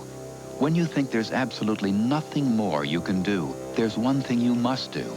Get your child professional medical care. Call the Adolescent Care Unit. Nobody cares the way we do. Along with all my other winter gear, I always keep a compact Gilson snow cannon handy. Here's why. Pound for pound, the Gilson snow cannon gobbles up snow and blows it out of your way better than anything in its class. It's rugged, lightweight, easy to use. And right now, when you buy a Gilson snow cannon, you get electric start free, plus a $30 rebate. Don't go through winter without one. At Lindale Garden Center, Richfield, Fowler Small Engine, Lakeville. Big day for football games today, and Ed's here to tell us about a special one. Yes, a couple, in fact, because there's one more coming. As expected, the Gopher football team did get its bid to the Independence Bowl today. That became official late this afternoon, but it was far from a good day for the Gophers because they lost big to the Hawkeyes. The final was 31-9, and the outcome means the Hawkeyes are headed for the Rose Bowl. Channel 5's Greg Warmoth is in Iowa City. He joins us now via our exclusive News Star 5. Greg? Well, Ed, it probably isn't much of a consolation to the Gophers, but, you know, quite possibly they could have played the best football team in the country today when the Hawkeyes played absolutely flawless football. The result, 31-9, Iowa over Minnesota. Now, late in the first half with Iowa on top 10-3, the Gophers looked like they would put some more points on the board. but Kevin Starks can't hold on to a Ricky Foggy pass, and Iowa got the ball back. 5 plays later, Chuck Long capitalized with this touchdown pass to a wide-open Mike Flagg, and at the half, it was 17-3 Hawks. In the second half, the Hawks kept flying. Here, Minnesotan Rick Bayless on the flea flicker. He dives into the end zone, and Iowa was smelling roses with the score 31-3. Late in the game, the Gophers finally got into the end zone. Allen Holt to Rocky Gaylord, but it wasn't nearly enough. The final 31-9 Hawkeyes. Iowa is off to the Rose Bowl. The Gophers, even with the loss, will play in the Independence Bowl. I just like to put up the equipment, but I think in the future this is the best thing, and the players want to do it. It's a good bowl, and it's an honor to be selected to a bowl. You know, you want to look forward to that, but right now it's tough to swallow. Of course, the Independence Bowl is December 21st, and the Gophers, Ed, will play Clemson. All right, Greg, thanks very much. Let's check Big Ten football quickly. The Gophers, of course, beaten by Iowa this afternoon. Ohio State done in by Michigan 27-17. Michigan State beat Wisconsin 41-7. It was Purdue over Indiana 34-21, and Illinois 45-20 over Northwestern. Angela, I guess we're running out pretty quickly here, but we'll be back with more at 10 or later. Yeah, that wraps it up for this special edition of Eyewitness News. We'll see you on the update after the Prep Bowl. Good night.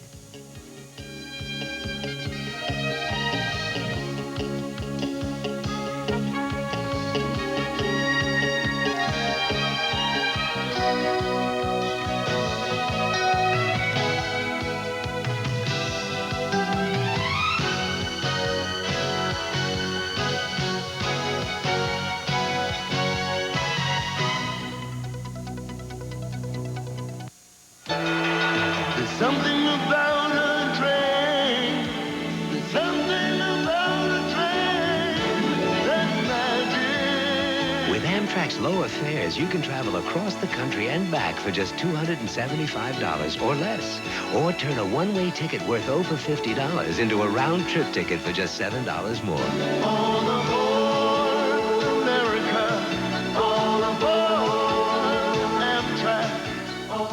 Plywood, Minnesota introduces a new department. It's dinnerware and glassware at Plywood, Minnesota. Ken, no one has ever mass merchandised dinnerware. Sure, lots of people have a few glasses and dishes in stock. But Plywood, Minnesota means mass merchandising, where you really get value because everything's in stock at factory direct prices worth talking about. These acre hawking glasses are 39 cents each. These fine glasses are made in France and are just 69 cents. Matching goblets, $1.19. Plywood, Minnesota's new department, dinnerware and glassware.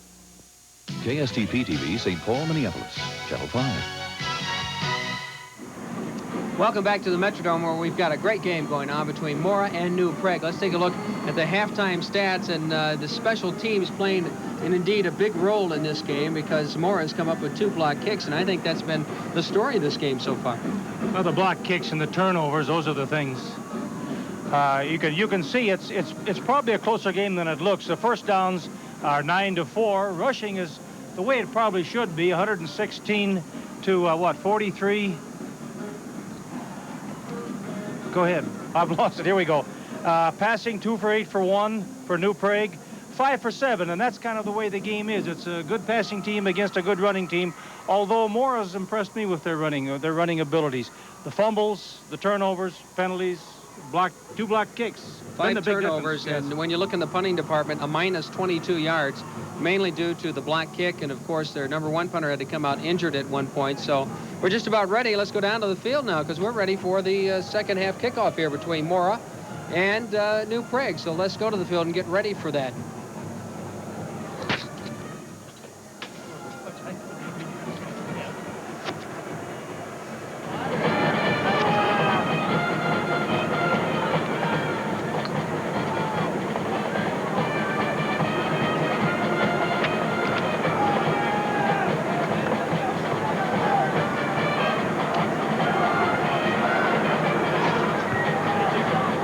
To 6 our score here at the Metrodome as we get ready to go into the third quarter. Of course, don't forget that immediately following this game, we've got that neighborhood showdown between Burnsville and Apple Valley. That kick goes into the end zone. That's an excellent kick there. They'll bring it out to the 20-yard line where Mora will take over first and 10. Apple Valley versus Burnsville. Those two schools only 10 miles apart. And just about every team member of both teams knows one another, so that's going to be a real dogfight. Just about ready to go here with Mora. They'll take over the football, and Mora, the story for them has been the block kicks, the big plays. They've really come up with the big plays so far in this game. New Prague started off very well, but then slacked off pretty much in the latter part of the first half. 1st and 10 at the 20-yard line. They give to Schultz. Off the left side for about 3 or 4 yards. Let's go down to the sideline and Rob Lear.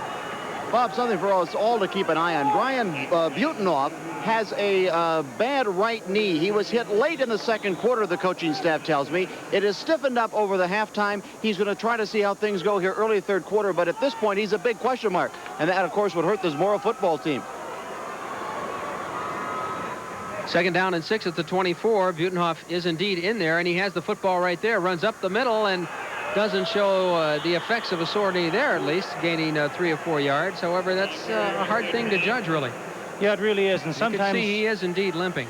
But, you know, sometimes when the adrenaline gets flowing and in a playoff game like this, and he always wants to go one more, and I think it would be worth watching because he would be a loss. He's by far their best, most productive running back. You can tell a little bit of a look of pain on his face. 3rd and 1 for the first down here. Maslowski, the quarterback, gives to 33 Butenhoff, and he has the first down and more as he gets across the 35-yard line. They'll mark it just inside the 36. I'll tell you something else too, Bob. As he warms up and runs more and more, and not only the adrenaline but the heat and the sweat and the perspiration, he cooled off a little bit at halftime. I'm sure of that, and this thing might go away for him. And it's very cool in the hallways, and in fact in the locker rooms, I'm sure also when you get off of the field into the tunnels of the Metrodome. It gets a little cool. 1st and 10 at the 36. Just underway in the third quarter. Mora leading 12-6. Mora in the white uniforms. Give up the middle to Butenhoff again, but this time there's not much there. Josh Howell on the tackle with Mike DeGrosse. I mentioned Josh Howell as Dan O'Brien saying probably one of their best all-around athletes. He's an Eagle Scout, and his main love in life is an old Ford Galaxy with a 429 engine in it and a 4-barrel carburetor and everything else on it. He's my kind of guy. That's my favorite car, too. Probably no muffler. 2nd and 9 at the 37. As Lockley fakes the pitch out, gives it to Epson straight up the middle. He will be near the 42-yard line. Steve Schmitz on the tackle. There's a little bit of that misdirection that Mora likes. Absolutely. A little counter trap from that wingback back inside. Very well executed, well conceived. And a good young man running it. Epson's a fine counter runner. He's quick and he's kind of sneaky, as you noticed on that particular run. Before you know it, he's into the secondary. The only other state playoff appearance for the Mora Mustangs was back in 1976. But right now they lead in the Class A championship game 12-6 with 9:24 remaining third quarter action. Maslowski drops, wants to pass, has a man out there, but a nice defensive play. Number 45, Steve Schmitz, really waited a little too long. If he was going to throw that ball, he needed to throw it over the defender. If you look at it, either that or waited a little bit longer and got it up over the top a little bit more. See, it was thrown short. Actually, it was thrown a little bit short. But Schmidt impresses me. That's an excellent defensive play. Anytime a quarterback breaks on the ball like that and gets a hand on it, that's pretty well played. Momentarily on the turf, Dean Wormerskirchen. He'll come out of the game and will be replaced by number 66, Nate Clyde. Wasn't he down before earlier? He was, but he's jogging off pretty well there. Butenhoff is now out of the game as they go to the punt formation. Brad Lacombe will punt, number 11. High snap, gets it away, not a very good kick. Calling for a fair catch is Dorzinski. Takes a couple of steps and then is nailed, and a penalty flag is thrown. This is going to be an interesting call. Well, if he called for the fair catch, he can only take 2 steps and can't take any more. Or the other call would be interference with his opportunity to catch the ball. It's one or the other. Yeah, it could go either way. And it is against New Prague. He called for the fair catch and then took a couple of steps with it. We had delay game on the punt team. There's first down. There's a timeout with the score. Mora 12, New Prague 6. We have to have as many dollar profit out of a crop as possible, and Lasso seemed to put it there. Last year, Lasso herbicide won Bob Wilson's side-by-side yield test. If we would have used Lasso rather than the other herbicide on our total corn acres, we would have had more than enough to pay for our chemicals last year and part of our fertilizer bill. Farmer tested Lasso. Less stress, more yield. This year we're 100% with Lasso on our corn production, and I'm sure we'll probably be there down the road. Windows on America, pictures go by, the land and the sky, rolling across America. With Amtrak's lower fares, you can travel across the country and back for just $275 or less. Or turn a one-way ticket worth over $50 into a round-trip ticket for just $7 more.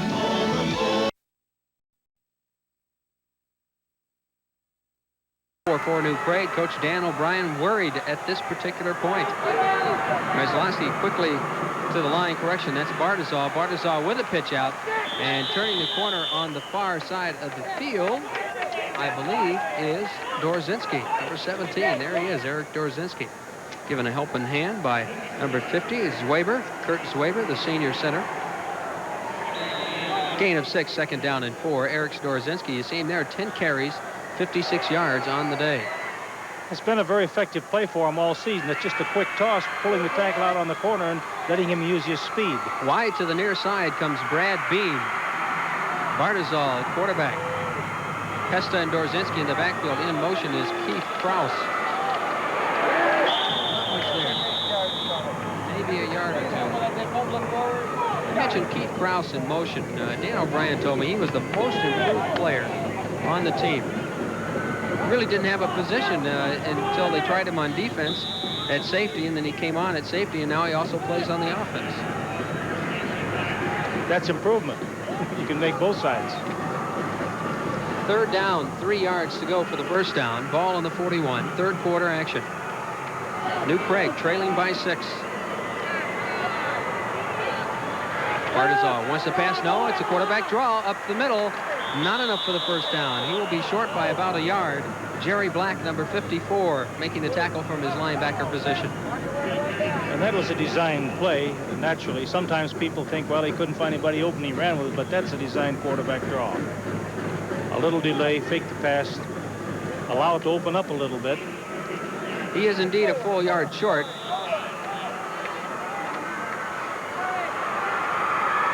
Fourth and 1. I would imagine they'd kick it out of there this early in the game.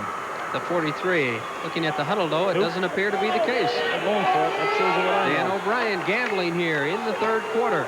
4th and 1. It looked like a little movement early, and he doesn't have the first down. I don't think the give was to Pesta, but what a defensive play by number 58, Tracy, Dan Tracy. 5'10", 195-pound senior, one of the tri-captains, and Mora will take over the football. Well, they're going to call for a measurement. That's a good job of a linebacker sticking his nose in the seam and really stacking things up. Dan Tracy, excellent job. And he is well short. Well, Coach Dan O'Brien in his 4th year in New Prague goes for the gamble and doesn't make it. With the timeout, New Prague 6, Mora 12. Around the world, one name in electronics commands respect. Sony. Around here, the sound centers are the one place to buy Sony. Selection and value. Here's one Sony Betamax, $199, and we have all these other Betamaxes. Here's one Trinitron, 19-inch with remote, $399, and we have all these other Trinitrons.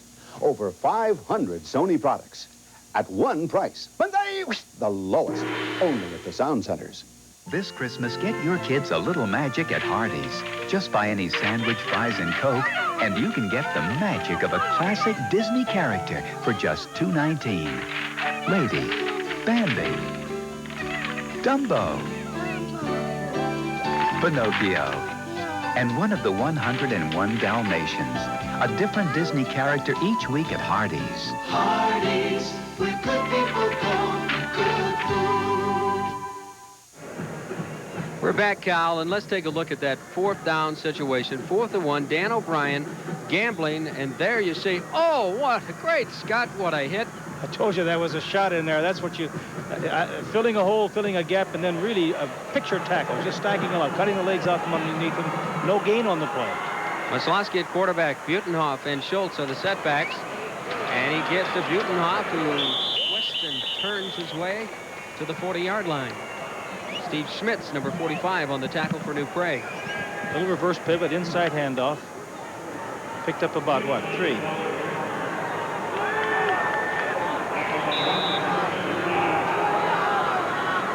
Second down and 6 at the 40. 6:24 remaining here in the third quarter. Maslowski gets to Butenhoff. He just goes off of his tackle. Paul Gross and Dan Tracy blocking up front for him. And picks up another 2 or 3 yards. Plain old-fashioned dive play. You know, they look like more of the power team than New Prague. I was just going to say, they're into a ball control situation. 3 times 4 is 12, and that's all they need is 3 yards at a shot. There's Brian Butenhoff. 14 carries, 41 yards, and what a football player he is, both offensively and defensively. Third down and 3 at the 37. This is a give to Butenhoff, and he's not going to get it. He is well short of the first down. A gain of possibly a yard, depending on how they mark it. Josh Howell, number 72, on the tackle, along with the inside linebacker, Troy Carlson.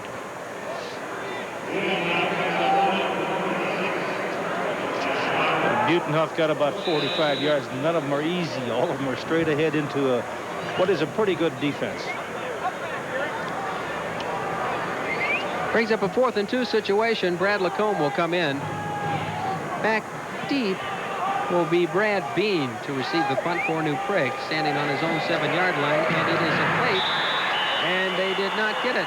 It was a short snap to number 34, Schultz, and they did not get the first down. Turnabout's fair play, I guess, Bob. Here it is again. Short snap. Beautiful job of filling the hole. 72. Well-designed play, but just Josh Howell with a great defensive play to stop it. And New Prague will get the ball back. So their gamble on 4th down did not cost them any points. They get the ball basically back in the same field position that they had it earlier. 1st and 10 at their own 35. Bartizal makes a handoff to Brzezinski, looks downfield, wants to throw, does, is complete over the middle at the 50-yard line, and lunging inside Mora territory to the 48. Number 88, Keith Krause. Rich Bleasy on the tackle. Interesting pass play in that 2 receivers were fighting for the football. Both of them had the dark jerseys on. Well, the other receiver who was there, Cal, was Dave Wan. You remember he was out earlier with an injury, but he is back in action, yes. So it's nice to see him back in there.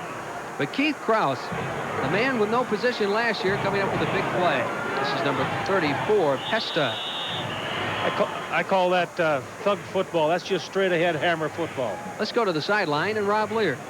Bob, you recall in the first half, Tom O'Neill of New Prague left the game after taking a very strong hit to the upper chest area. You can see that he is laying flat on his back down here. Trainers and the medical staff are taking every precaution because he has been hyperventilating. They're very, very concerned about his condition. In fact, he has a history of some heart problems, and they just want to take a very close look at this situation, and they're not going to chance any football game for what might be a future situation for him. Let's go back upstairs. Okay, thank you, Rob. 2nd down and 5 at the 43 for New Prague. 3:36 remaining, third quarter. Here's the handoff to Pesta, fights his way inside the 40. Second effort gets him to the 36-yard line. Kevin Lacombe on the tackle for Mora. Pesta, once again, he's a real tough inside runner. Once again, I repeat myself, but it's not hard to see why he's got the kind of yardage he's had this year. John Pesta, 15 carries, 68 yards. You saw a brief shot of Clark Bergloff. He's a little concerned at this moment. His team, the Mora Mustangs, trying to protect a 6-point lead. 1st and 10 at the 37. Bartizal is the quarterback. Skorzinski in motion, but they give it straight up the middle to Pesta. And nothing going there. Mike Bastier on the tackle along with Brian Butenhoff. It was supposed to be a little quick fullback hitter up the middle, slide to either side of the center's block and pop it to the safety man. Didn't quite work that well. Somehow or another, the white team did a good job more of feeding the play out and stopping it. A loss on the play, 2nd down and 11.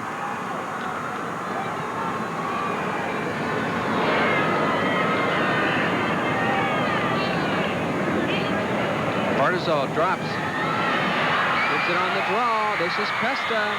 Not enough for the first down. He is near the 30-yard line. Number 56, Mike Postier, on the tackle. They're doing the right thing. They're giving the ball to Pesta, and he runs north as well as anybody out here. He knows where the goal line is, and he just kicks it into overdrive and heads towards the goal line until he hits something. There's Dan O'Brien yelling to his team that at this juncture, this could be crucial. 3rd down and 3. Just a little under 2 minutes remaining here in the 3rd quarter. New Prague at the Mora 30-yard line. Bartizal looks, wants to throw, bad pass, and I don't know if that was tipped or if he just didn't get a good handle on the football. We'll have to maybe check the replay on that, but Jerry Black, number 54. Too much pressure by Kevin Lacombe, too, coming off the corner, Bob. He just didn't have time to throw the football. Jerry Black covering on the play, but you're right. He may have been down there a little pressure and couldn't quite get it away. Here it is again. Watch Kevin Lacombe, number 83, come off the corner and really put pressure on him right here.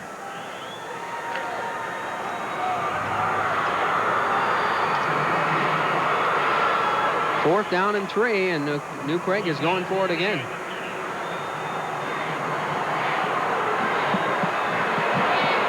To the near side, Dan Pint. Movement in the line. Well, did they or didn't they? That's always the question. Did they draw him off or did they jump off? Well, the quarterback came back from center, so I would have a tendency to think it might be offense, but no, they're not going to call anything. Maybe they just weren't ready. Well, the best way to get out of that is both sides offside. Repeat the down. No call, no flag. 4th down and 3. Same situation with the ball just a little over the 30-yard line.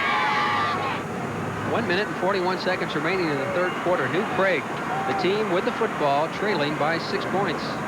Bartizal, give it the middle to Pesta, the first down and more. Inside the 20, breaks free. Oh, he's caught on a shoestring tackle by number 37, Rich Bleasy, or he was gone for a touchdown. Once again, it's just a draw play, and this young man not only runs with good power, but he's got a good feel for getting away from picking up blockers and breaking to one side or the other. Watch the replay here. Watch it. That's a great quick move inside.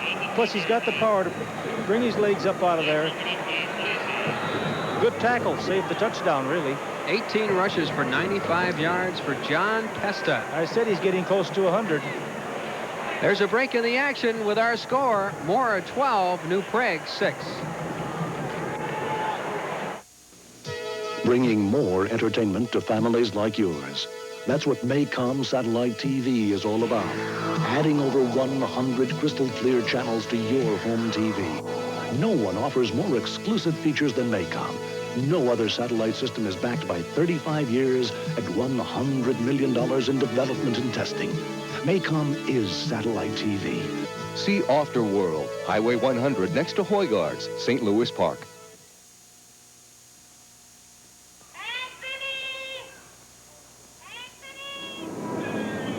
Anthony Martignetti lives in Boston, in the Italian North End, the home of the Prince Spaghetti Company. Anthony knows a lot about Prince because it's something that grows you. Most days, Anthony takes his time going home. But today is Wednesday, and in the North End of Boston, Wednesday is Prince Spaghetti Day. Bob Bruce and Cal Stahl back live at the Metrodome. While we were away, New Prague snuck a play in on us, but not much gain on it. Right now, the situation, 2nd down and 10, with the ball at the 10.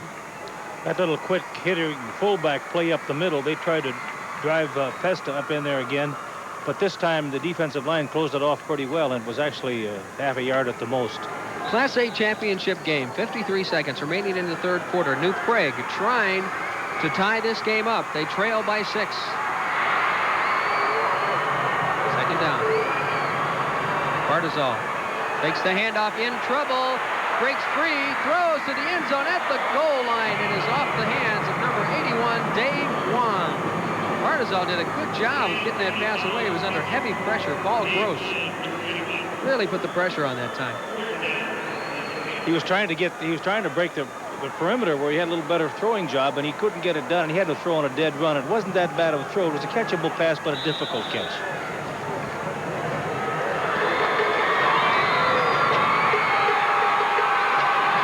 Third and goal. To the far side, he sends Keith Krause to the near side. Bean drops back, straight back to pass. It's a screen to the near side. DePesta catches it, but there's a defender there immediately. That was number 58, Dan Tracy. He knew exactly what was going on in that play. He was waiting for him to throw the football. Yes, he did a good job of covering the flat, and those are kind of dangerous sometimes when they're that well read and that well covered, because that could have been a long foot race down the other way had he stepped in front of it. New Prague faced with another fourth down situation. They decide to go for the field goal. They want to pick up at least 3 and not be turned away empty-handed. Watch Steve Tupy, number 44. Indeed, number 19 is the holder. And the kick is good. We were watching them kick yesterday. Pretty good leg on this youngster. He has an excellent leg. He has a 40-yarder, I believe, as I recall talking to the coaches yesterday. So New Prague makes the score 12-9. Mora is still in the lead. They pulled to within 3 points with 41 seconds remaining here in the third quarter of the Class A championship game. Of course, once again, a reminder that coming up immediately following this game, it's Burnsville against Apple Valley. What is basically a neighborhood squabble. There'll be a lot of neighbors here. It's kind of a strange situation when you get south of the cities as far as where the school lines go. I mean, you can live in Burnsville and go to Apple Valley, and there are some cases where Burnsville players live in Apple Valley, and Apple Valley coaches live in Burnsville. Yeah, it's and some of them go to Lakeville. Yes, that's great. 12-9 our score. Mora is still leading. Here's a kick by Tupy. Picked up by Lacombe. Lacombe crosses the 30-yard line to the 32, where it will be 1st and 10 for the Mora Mustangs. Came off the corner of the wedge pretty well on that return. It's better to try to break the wedge in the middle if you can, because you get turnout blocking and you get more running. And when you break off one side or the other, you oftentimes don't get a whole lot of yardage. I think that was a wise decision by Dan O'Brien to go for the field goal there, without a doubt, at least at this stage of the game with a full quarter left to play. Sure, he's got plenty of time to get down in there again. 1st and 10 at the 32. Flag on the play. This is blow immediately. I would think the white team might have been offside. Just to update you on that situation that Rob Lear was talking about a moment ago, Tom O'Neill, who was hyperventilating, and they were very concerned about him, he is now up and walking around on the New Prague bench. So for those of you who are relatives, friends, and fans of Tom O'Neill, he appears to be just fine. Loss of 5, 1st and 15 at the 27. 15 seconds remaining, third quarter. Kozlowski at quarterback. That's Epson in motion. This is a give to number 34. Schultz bounces off of one player and maybe makes it to the line of scrimmage before he's tackled by Steve Schmitz. Mark Schultz is kind of a story. Last year, he was moved from offensive guard to fullback. And now, his coach says he's probably the most improved player on the Mora team. In fact, he had 129 yards rushing against East Grand Forks. That is the end of the third quarter of the Class A championship game with a score, Mora 12, New Prague 9.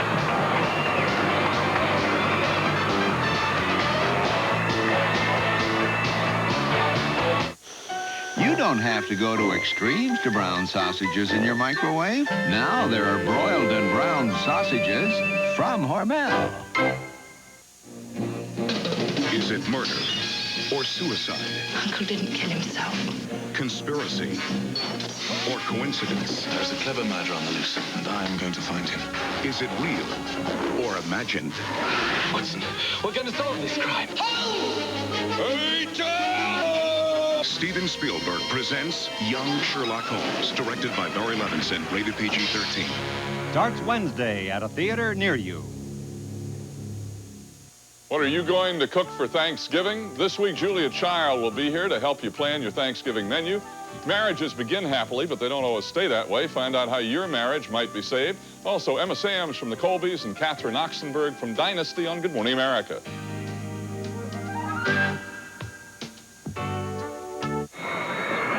Back live at the Metrodome, Mora leading 12-9, 1 quarter away. There's Tom O'Neill that we were talking about. Now he's running around the sidelines, might possibly return to action. Second down and 14 for Mora at their own 28. Here's the halfback pass downfield, way overthrown. The intended receiver, Greg Ballmer. Brad Bean back defending. You know, talking about O'Neill, as I remember the play, he took a shot in the stomach, solar plexus, or around the rib cage, and sometimes that will do something to your diaphragm and give you that hyperventilation thing. I'm no doctor, but I've seen it happen on many occasions. He's walking around quite well on the New Prague sideline now. So in fact, he was jogging there a little bit ago, so he looks perfectly well. Third down and 14, ball at the 28.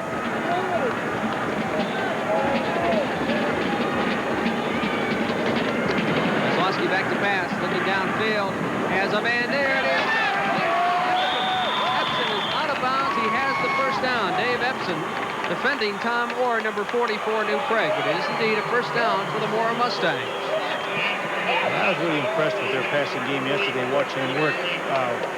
He was running against his seconds, just as in this particular, the replay of that last. He sets up real well. He's got a quick arm. He flips the ball out. He's a good arm thrower. And he's able to get it to people that find seams, and he does a good job of getting the ball out in front. First and 10 at the 45-yard line. Zlowski gives off to Butenhoff, and he is to about the 49-yard line. Craig Gregor on the tackle. Number 33, the concern, Brian Butenhoff's knee apparently over. He appears to be moving around quite well on that knee. I promise you one thing, though. He better take it easy when he gets out of bed in the morning, because he steps on that, he'll fall right on his face. He will definitely have a memory from today's game. Second down and 7 at the 48. Zlowski drops, fake. Here's the reverse, and oh, what a defense. Oh, he gets away. Number 71, 77.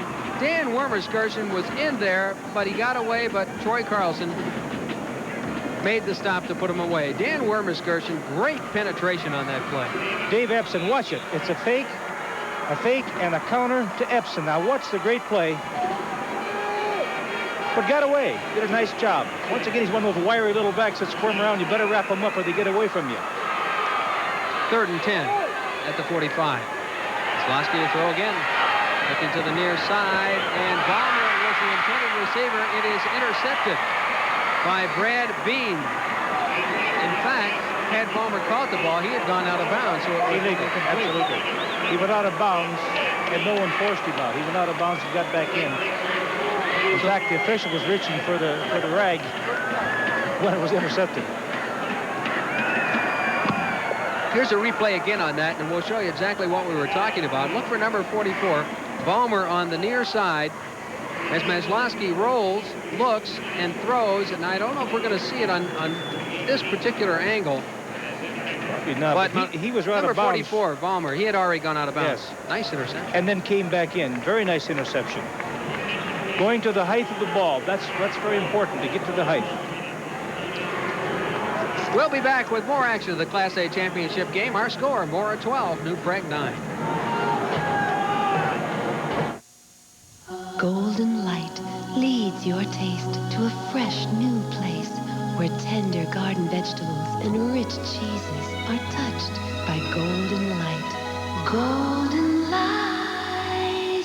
Crisp vegetables, mellow cheeses, delicately breaded to heat in the oven and melt in your mouth. Lead your taste to a fresh new place. Golden light. From Hormel. That cool, refreshing feeling of Wrigley's Spearmint Gum puts a sparkle in your eye, a spring in your step, and makes things lots of fun. It's that little lift from Wrigley's Spearmint Gum. It's that little lift. Come on and get you some. That clean, fresh taste Wrigley's Spearmint's got. That little lift that means a lot. It's that little lift from Wrigley's Spearmint Gum. Welcome back to Prep Bowl 85, live on KSTP. 5 state high school championship games. First and 10, we're in the Class A championship game. New Prague trailing by 3. It's to give to Pesta. And there's not much running room. He'll make it back to the line of scrimmage. Number 83, Kevin Lacombe on the tackle. Good job. Just set down tough inside and refused to be blocked and played it very well. It was designed to go off tackle, I believe, but there never was a hole. A little over 10 minutes remaining in this football game. Mora, Minnesota, just 10 minutes away from claiming that Class A championship, the first time ever for their school. However, they've got a New Prague football team to contend with. They're only up by 3. Here's the pitch out, and it's a reverse. Number 7, Bean to the line of scrimmage. And once again, good defense that time, number 11, Brad Lacombe. A little slow developing. With a play like that, it's got to develop quickly, or the defense is going to have time to react. Too slow developing, and that's the play that they've had a lot of success with. Not exactly that particular play, but that kind of a reverse to Bean, who is very quick, but it was very well played defensively, and Lacombe did a good job of staying home on it, not being misdirected with all that misdirection prior to the handoff. They like to use Bean on that reverse. One of the quickest players on the team. 3rd down and 7 at the 38. Partizal gives on the draw up the middle to Dorzinski. He's to the 40-yard line, gains 2 yards. Brian Butenhoff, on the tackle along with number 54, Jerry Black. Now, Dorzinski is not walking around like a healthy individual. He's just kind of been moseying back to the huddle. I don't know if he was hurt earlier in the first half or what, but he does not look like he's too spry out there. Steve Tupy into punt on 4th and 5. Back deep, number 25, Dave Epson. This is a nice kick. Epson at his own 26, fumbles the ball, picks it up at the 25, goes to his right, turns the corner, has a blocker, is hit from behind, and will be marked down at around the 44-yard line. Paul Peterson, number 60, on the hit for correction on that. We'll be back in just a moment. There's timeout on the field with our score: Mora 12, New Prague 6.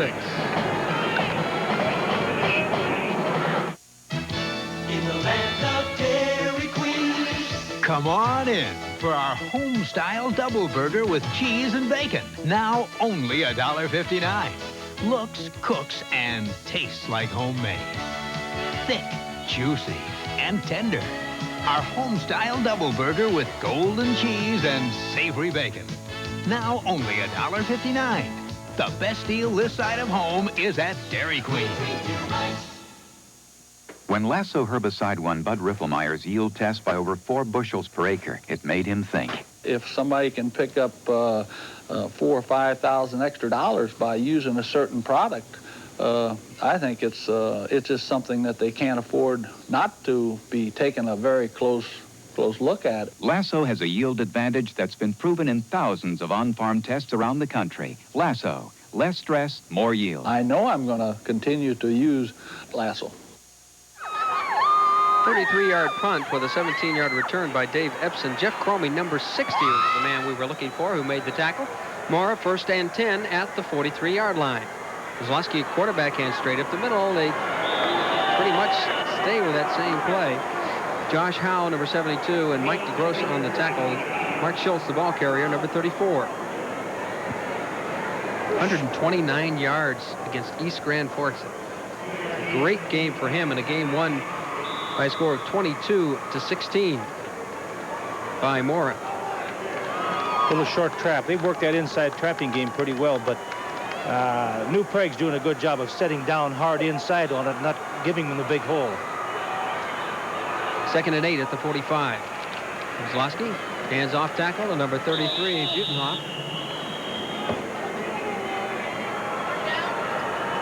Gain of 3, Craig Bartizal on the tackle. Once again, New Prague doing a good job now of defending up front. They're playing practically an 8-man line, which would make them, in my estimation, quite vulnerable to the pass. Maybe we'll see one. 3rd and 5. Perfect situation. Ball at the 48. 7 minutes and 25 seconds remaining in the ball game. Kozlowski drops, and he will indeed pass. He's being pressured by Wermerskirchen, and he gets the ball away. He was setting up a screen. But once again, Dan Wermerskirchen was in there hot and heavy. Brian Butenhoff was the intended receiver on that screen. It seems like they're just not setting up that screen properly, Cal. Well, he doesn't have time. They're not faking it like you indicated earlier, Bob. You got to win an Oscar a little bit. You got to do some acting, and that was pretty well covered again. Of course, you got to remember that's been one of their bread and butter plays all year, and they've done a good job of scouting and preparing for it. Brad Bean back to receive the punt from Mora's Brad Lacombe. The rush is on, and he gets it away. Boy, that was a nice job by the punter. This is Bean. Doesn't call for a fair catch. Gutsy call. He's tackled at the 26-yard line by Jim Jones. You'll never know how close that came to being blocked also. Nice job by Brad Lacombe getting that punt away. We'll be back in just a minute with more of the Class A championship game. The score, Mora 12, New Prague 9.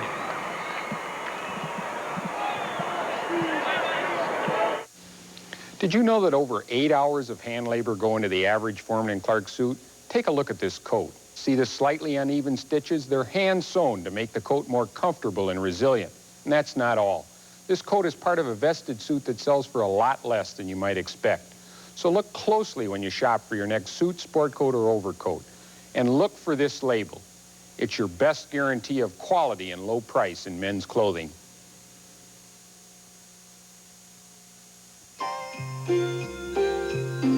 To make winter a little easier to get through, Famous Footwear is holding an all-family half-price boot sale.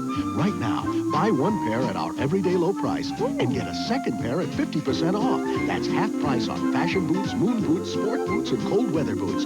So come in now and save on thousands of brand name men's, women's, and children's boots before you end up walking in our winter wonderland. One injury question was raised about New Prague halfback Eric Dorzinski, and yes, indeed, he is hobbling around out there, Bob. He, in fact, has injured his hip. It happened early in the third quarter, and the coaches say they're not sure if it's going to get any better, but their season's running out on them, and they want him to stay in the football game if at all possible. Thanks for that report, Rob. I thought that he just doesn't look like the same player that we saw in the first half. Number 17, Dorzinski. You see him there, 1st and 10 at the 27. 12-9, Mora leading time, running out on New Prague. Here's the give up the middle. Inside reverse to Bean, and not much there, about 2 yards. Jerry Black, number 54, on the tackle. If you've ever had a hip pointer, it only hurts when you try to run. And I'll tell you, they can be painful. If that's what he's got, it'll get worse as he goes along. Cal, 6 minutes and 45 seconds remaining in this game. With the type of offense New Prague has, they have to literally drive down and score on this possession, I would think. Very, very important possession for him, yes.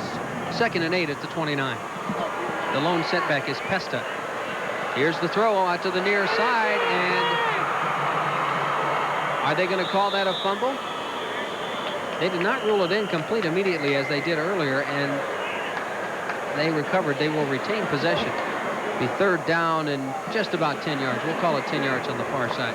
I have no idea whether we call that a fumble or not. You know what that play was? Now watch this again. I know it was a skip. It's a double. Well, they sometimes run a skip, but I think this was a double pass. They have a double pass play where they throw it to the near side, and then he throws it to another receiver downfield.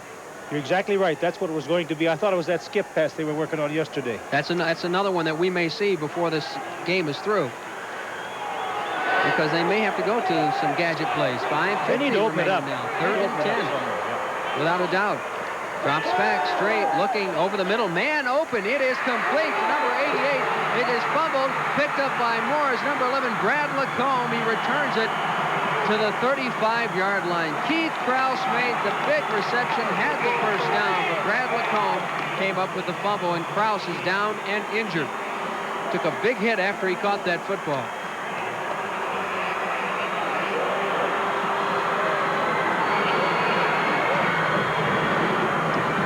A big turnover for New Prague. You see Bartizal dropping back to pass. Keith Krause makes the reception, then fumbles. Brad Lacombe picks it up.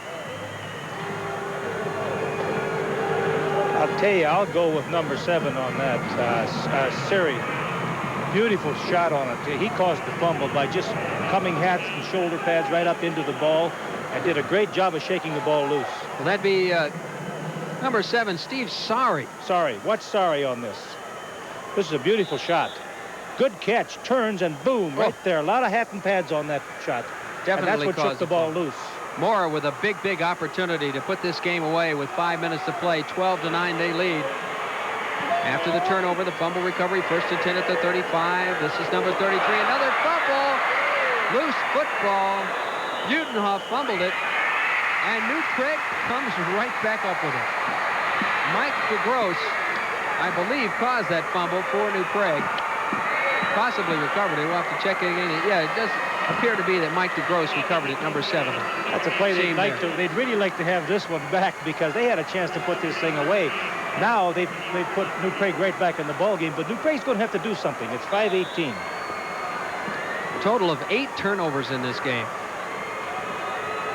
That's a lot of turnovers in a championship game, but people say they're nervous. I think the hitting has caused most of it. Oh, I definitely agree with that. 1st and 10 at the 32. We're down to 5 minutes left to play in the Class A championship game. Bardazal throws over the middle. It's complete to Pesta. John Pesta inside Mora territory to the 45. Brad Lacombe, number 11 on the tackle. So New Craig with a big pass play over the middle. They don't do that very well, but they did that time. Watch this. A great job of faking Pesta through the line of scrimmage and then throwing to him right down the seam. Beautiful job on it. I tell you what, you got to go to a guy like him when you want to win the ball game. You go to the guy that got you here, and he's the one that got him here. And that was a very good call, I would say. 1st and 10 at the 46. New Craig trails by 3. It's a give to Pesta, trying to turn the corner, but there's nothing there. Number 33, Brian Butenhoff, made the tackle, and he is the injured player on the field. He is holding his arm. It appears either his forearm or his wrist. Probably get caught up in the shoulder pads of Pesta, and Pesta can hammer it in there pretty well.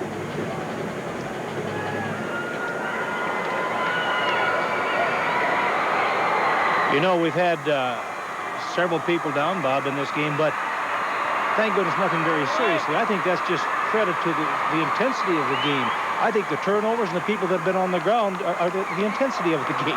Cal, you know, the great thing about that shot right there is you see the young faces. You know, when you look at the helmets and the shoulder pads, you forget that these are very, very young men. We had a sophomore here a while ago, and it just ticked through my mind. He's either 15 or 16 years old. And the pressure of playing in a game like this. Butenhoff leaves the field. Number 35, Bill Cook, will replace him.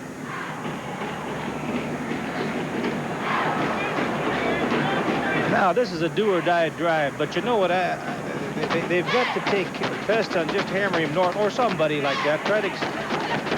It's too early to worry about getting out of bounds and getting on the boundaries. They've got 4:22 left. They got plenty of time to drive down the field and put it in. They can stay with that game plan, alternating between they don't have to change right and now. Pesta. Sure. Bardazal calls the signal. 2nd down and 8 at 44. Drops back to pass, looking over the middle again. He has a man open. Oh, and he threw it behind him. Number 81, Steve Sorry was defending on that play, but number 81, Dave Wan, was wide open over the middle. I tell you what, they're playing a 3-deep zone, and they're covering the 2 outside hook zones with the linebackers, and you can roll that tight end there anytime you want to. Watch this. Watch the big soft spot in the middle of the field between the 2 linebackers, and that's what he's trying to do, but he threw the ball way over. 81 was wide open on the play. Well, of course, their big gain that got them down to where they are was the same sort of type of play. Absolutely. To Keith House. What's the little delay in there now to Pesta again? That's the play that got him down there. Do it again. 3rd and 8 at the 44. Offensive motion.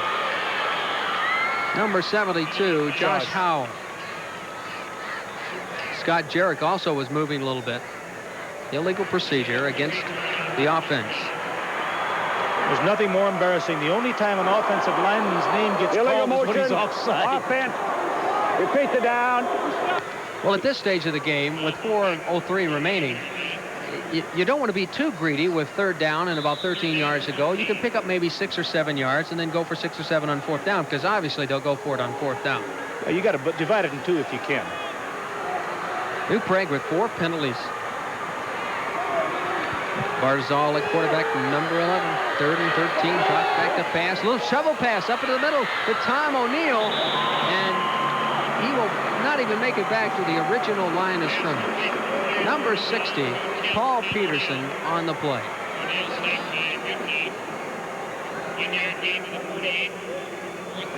Once again, that's a bit of a gadget play, and maybe it's a little bit too soon to go to it, but you know what? If it would have worked, we'd have said, what a great call. Well, of course, that's Tom O'Neill's first play back. He's been on the sideline for quite a while, but he is indeed all right, and he is remaining in the lineup, and this is a big play for New Prague. 4th down and 12. Just 3 minutes and 28 seconds remaining. Tom O'Neill, watch for a fake punt here, or a pass, because he can pass, and there it is. It is complete, but it is not enough for the first down. Keith Krause was the receiver. Tom O'Neill came in, and it was definitely a fake all the way, but it's not enough, and Mora will take over. But still, they could get the ball back if they can hold him down here. That wasn't a bad call. In fact, it was a very good call. Although maybe it was a little obvious that they were going to do something like that. Well, it's going to be up to the New Prague defense. First down here, obviously, would they've got to win get the game ball. for Mora. Got to take it back. 1976, the only playoff appearance for Mora. And they may just win their first state championship here today. Wouldn't that be great for them? They lead 12-9. 1st and 10 at the 41. Kozlowski hands off. Content to gain 3 or 4 yards at a crack. Number 33 once again is Butenhoff. Craig Gregor, number 63, made the tackle. Now you got to be a little careful of this too, of trying to sit on it. It's only good to play the sit on it ball control game if you get the first down. But if you have to punt, there's 3 timeouts left, and they can do a lot of things yet with that. And in high school football, a punt return, anything can happen. Absolutely. 2nd and 7 at the 44. 2 minutes and 30 seconds remaining to play in the game. Mora trying to hold on to a 12-9 lead. Kozlowski hands straight up the middle to Butenhoff. He gets another 3 or 4 yards. It'll bring up 3rd down and about 3. And it might be a good time for New Prague to use one of their timeouts. Craig Gregor on the tackle. I think it'd be a real good time, because if they use the timeout and then make them punt, they've still got 2 timeouts left and a couple of minutes. Now they're going to be below 2 minutes when they put the ball back in play. We are right at the 2-minute mark now, remaining to play in the game. 3rd and 3. Butenhoff, 58 yards and 20 carries. The give up to the inside is to Epson, and he, depending on where they mark that ball, he should be short of the first down. Craig Bartizal, number 33, made the tackle, the inside linebacker. 4th down for Mora. The clock continuing to roll. I do not understand why they haven't used one of their timeouts. They have 3 remaining.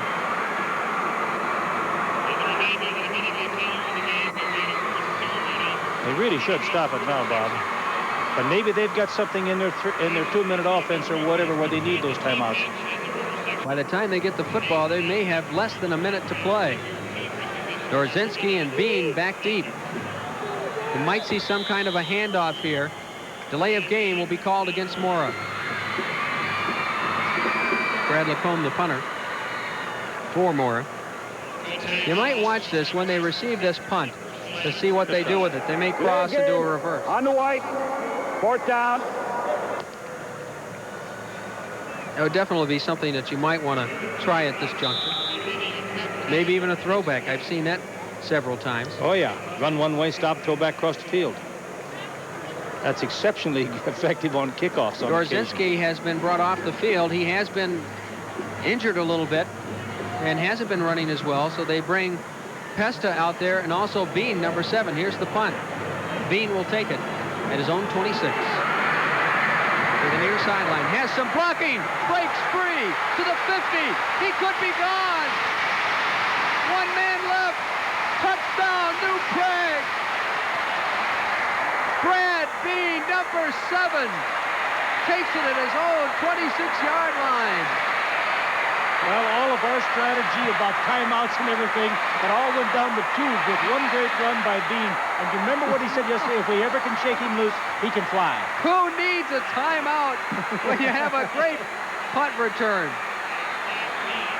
The minute I saw Contain go down, I said to myself, look out, look out.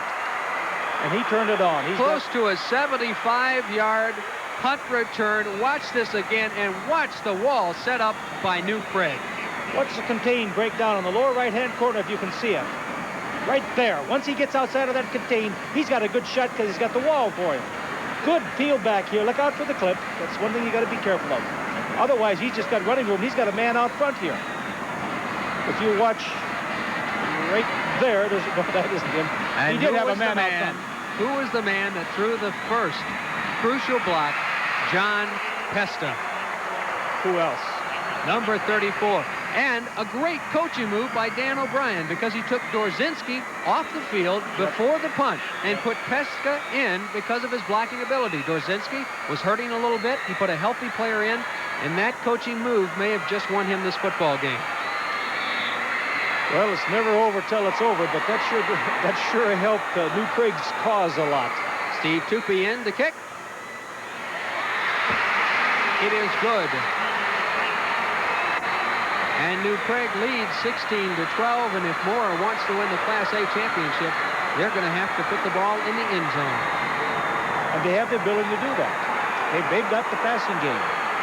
You know, we were talking so much about Dan O'Brien and why he didn't take a timeout. And what does he do but make a great coaching move and pulling Dorzinski out? Of course, it looks now like a great coaching move because of the great return. Absolutely. And puts Pesta in there along with Bean, and Bean takes it all the way. See, if I'd have been that smart, I maybe would have still done coaching, wouldn't be up here. Remember that move when you go to Italy to coach professional football. I shall.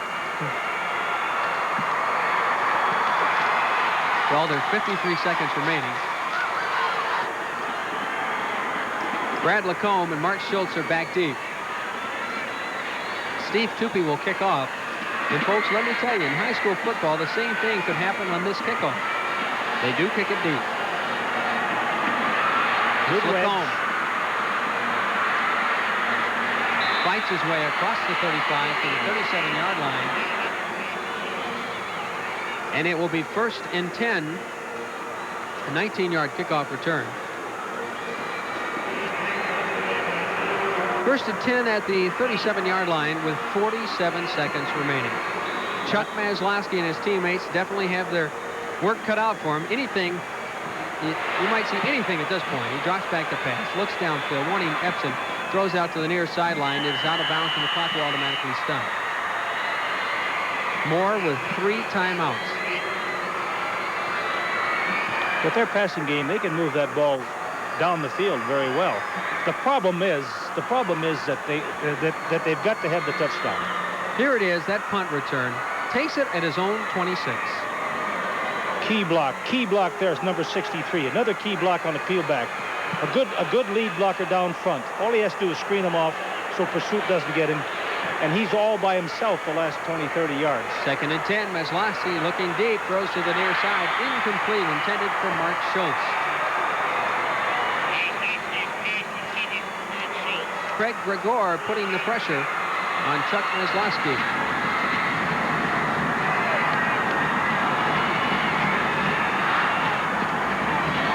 New Prague last year 1-7. This year 10-3 and on the verge of winning the Class A championship. Talking about a turnaround. That's what you call a turnaround. That's just what I was going to say that. 3 receivers to the near side. Butenhoff, Epson, and Ballmer. He will throw it deep. All 3 will go up for it, and it is incomplete.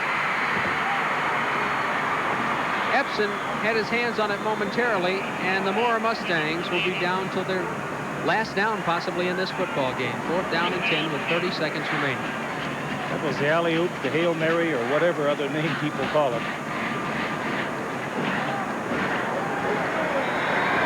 Well, both teams played an excellent football game here today.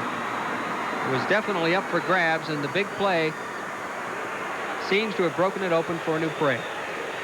Maslowski dropping the pass, 4th down and 10. He has to get the first down here. It is Incomplete. And with 24 seconds remaining, all New Prague has to do is watch the clock run out and collect the Class A championship trophy. We got two things to say. What a way to win it, and what a way to lose it. Mora had it, what, 3/4? Mora led this football game for 90% of the game. What a way to lose. Isn't it a shame somebody has to lose? But that's the nature of the game. The greatest victory they've got is that they're both here.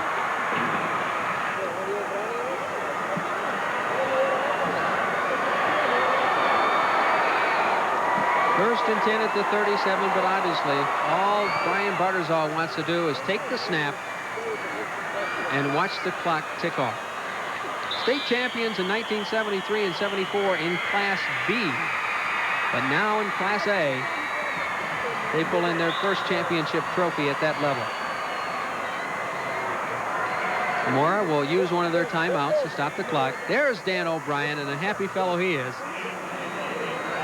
And of course, he'll look back to that move where he brought Dorzinski out, who played a great ball game and really gave his all despite being injured through most of the game. Put Pesta in. He made a key block for Brad Bean. And in one quick moment, the Class A championship trophy shifted from Mora to New Prague.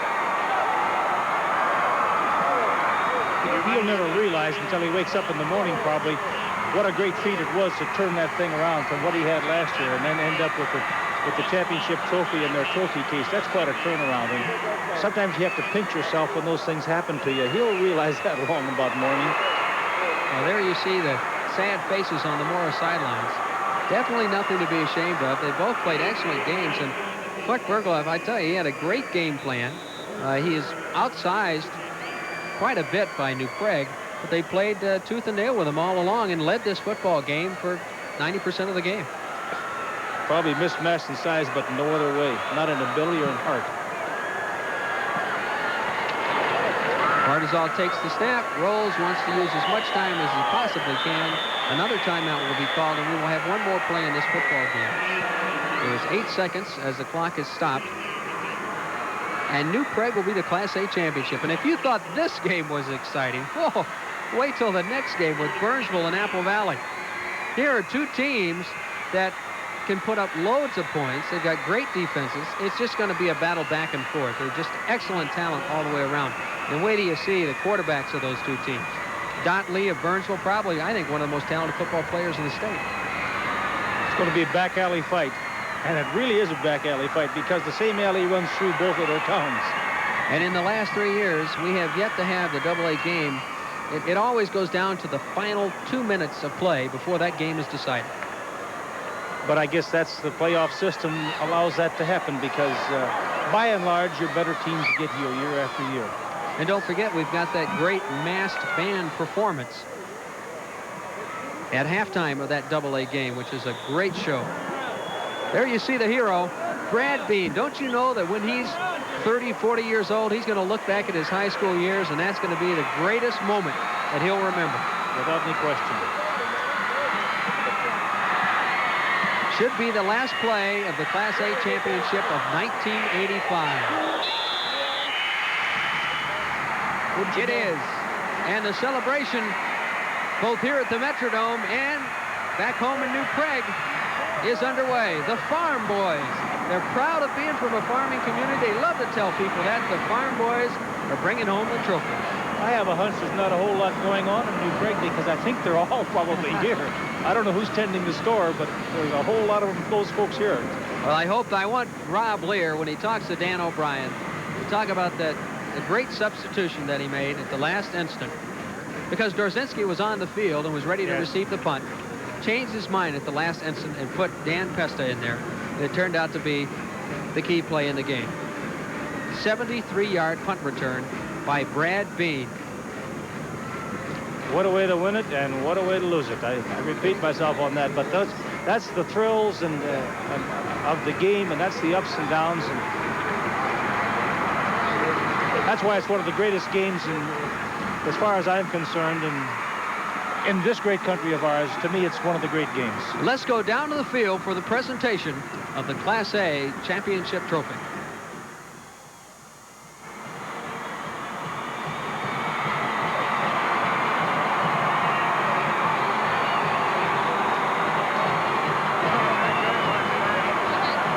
and gentlemen, your attention is directed to the area in front of the Mora Rooter section.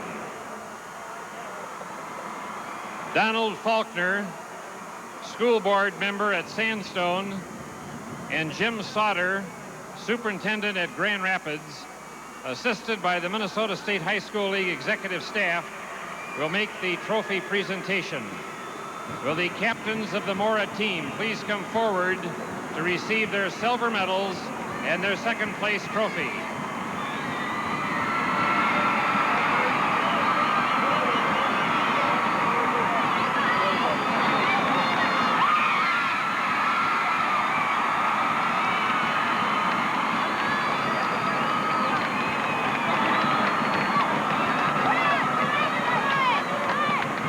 Ladies and gentlemen, your attention is directed to the area in front of the New Prague Rooter section. Marlon Spangrud, speech teacher at Mankato. David Stead, principal at New Ulm, assisted by the Minnesota State High School League executive staff, will make the presentation. Will the captains of the New Prague team come forward to receive their gold medals and their Class A championship trophy?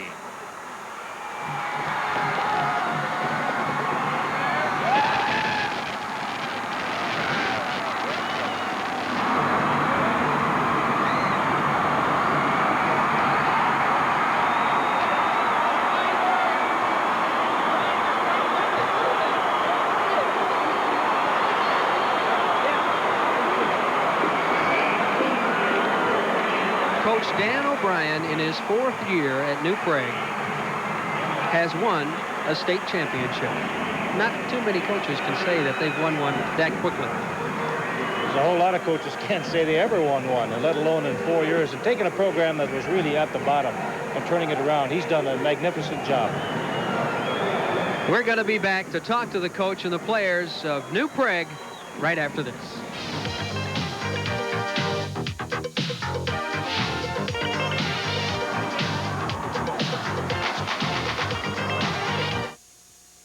The cooling systems in today's cars are made with aluminum. But does your antifreeze protect that aluminum from the damage of rust, pitting, and corrosion? This one does. Peak Antifreeze and Coolant's unique patented formula helps protect all the metals in your car's cooling system, including aluminum. For the way cars are made today, you need the protection of Peak. Get a $3 manufacturer's coupon at these fine stores. In recent years, most innovations in frozen pizza have come in the area of crust.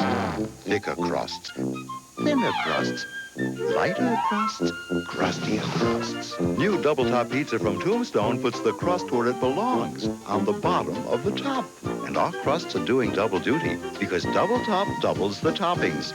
Double the meat, double the cheese, double the taste. New Double Top Pizza from Tombstone. You'll think twice before you buy anything else. There's excitement in the air. The 1986 Volkswagens are landing and headed for your Twin Cities Volkswagen dealers. The 86 Jetta is a whole new way to fly with new engineering, new interiors, new options. If you're looking for performance without high price, land in an exciting 86 Jetta or take off with a real deal on any of the 86 Volkswagens. But only at your Twin City Volkswagen dealers, where selection is great and the deal's even better. Use Reynolds Wrap to clean. To clean? It's the wrap that wraps just right. To line your pans with Reynolds Wrap. The wrap that keeps them bright. Roasters, broilers, oven racks too. Even the bottom of the barbecue. When you cook with Reynolds, you will see greasy faces history. So make the date, you won't be late, cause cleanup is a snap. Look how easy your life can be when you cook with Reynolds Wrap.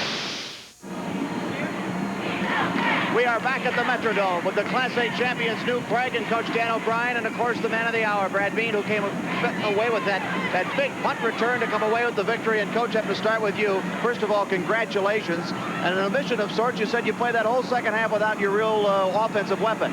Yes, we were honestly out of offense because Eric Dorzinski was hurt, and they started keying on John Pestis. So we were with a hope and a prayer, and somehow little number 7 here started for us 3 years at 132 pounds, was our miracle man. You have to wonder, too, Coach, was the clock was winding down there. You were reluctant to take your timeouts. You must have felt good about the field position you were going to get. Oh, I didn't feel real good about it, but I wanted our offense to have 3 timeouts just in case we could make that drive back. I know it might have been a little questionable, but we didn't even have to go to it. Okay, congratulations again, Dan O'Brien, the coach of New Prague. Let's talk to the guy who, less than a minute to go. You field the ball. What were your instructions on that punt? Just head for the sidelines and go for it. I didn't think there was any chance I'd be able to get it. I was worried, I'll tell you. How about the blocking up front? Looked like you got a couple of key blocks along the way, and it was then clear sailing. I think anybody could have ran it back. The blocks were beautiful. I just loved every second. Everybody played well, and we came through in the end, second half. Have you guys been a comeback team? I mean, have you been put in a position where you had to come from behind? Not this year, we really haven't. When we got up in front, we usually been able to keep it this year. As long as you're going to come all the way to the state finals, you might as well go home with the championship. That's what we said at halftime. I guess we did a good job there.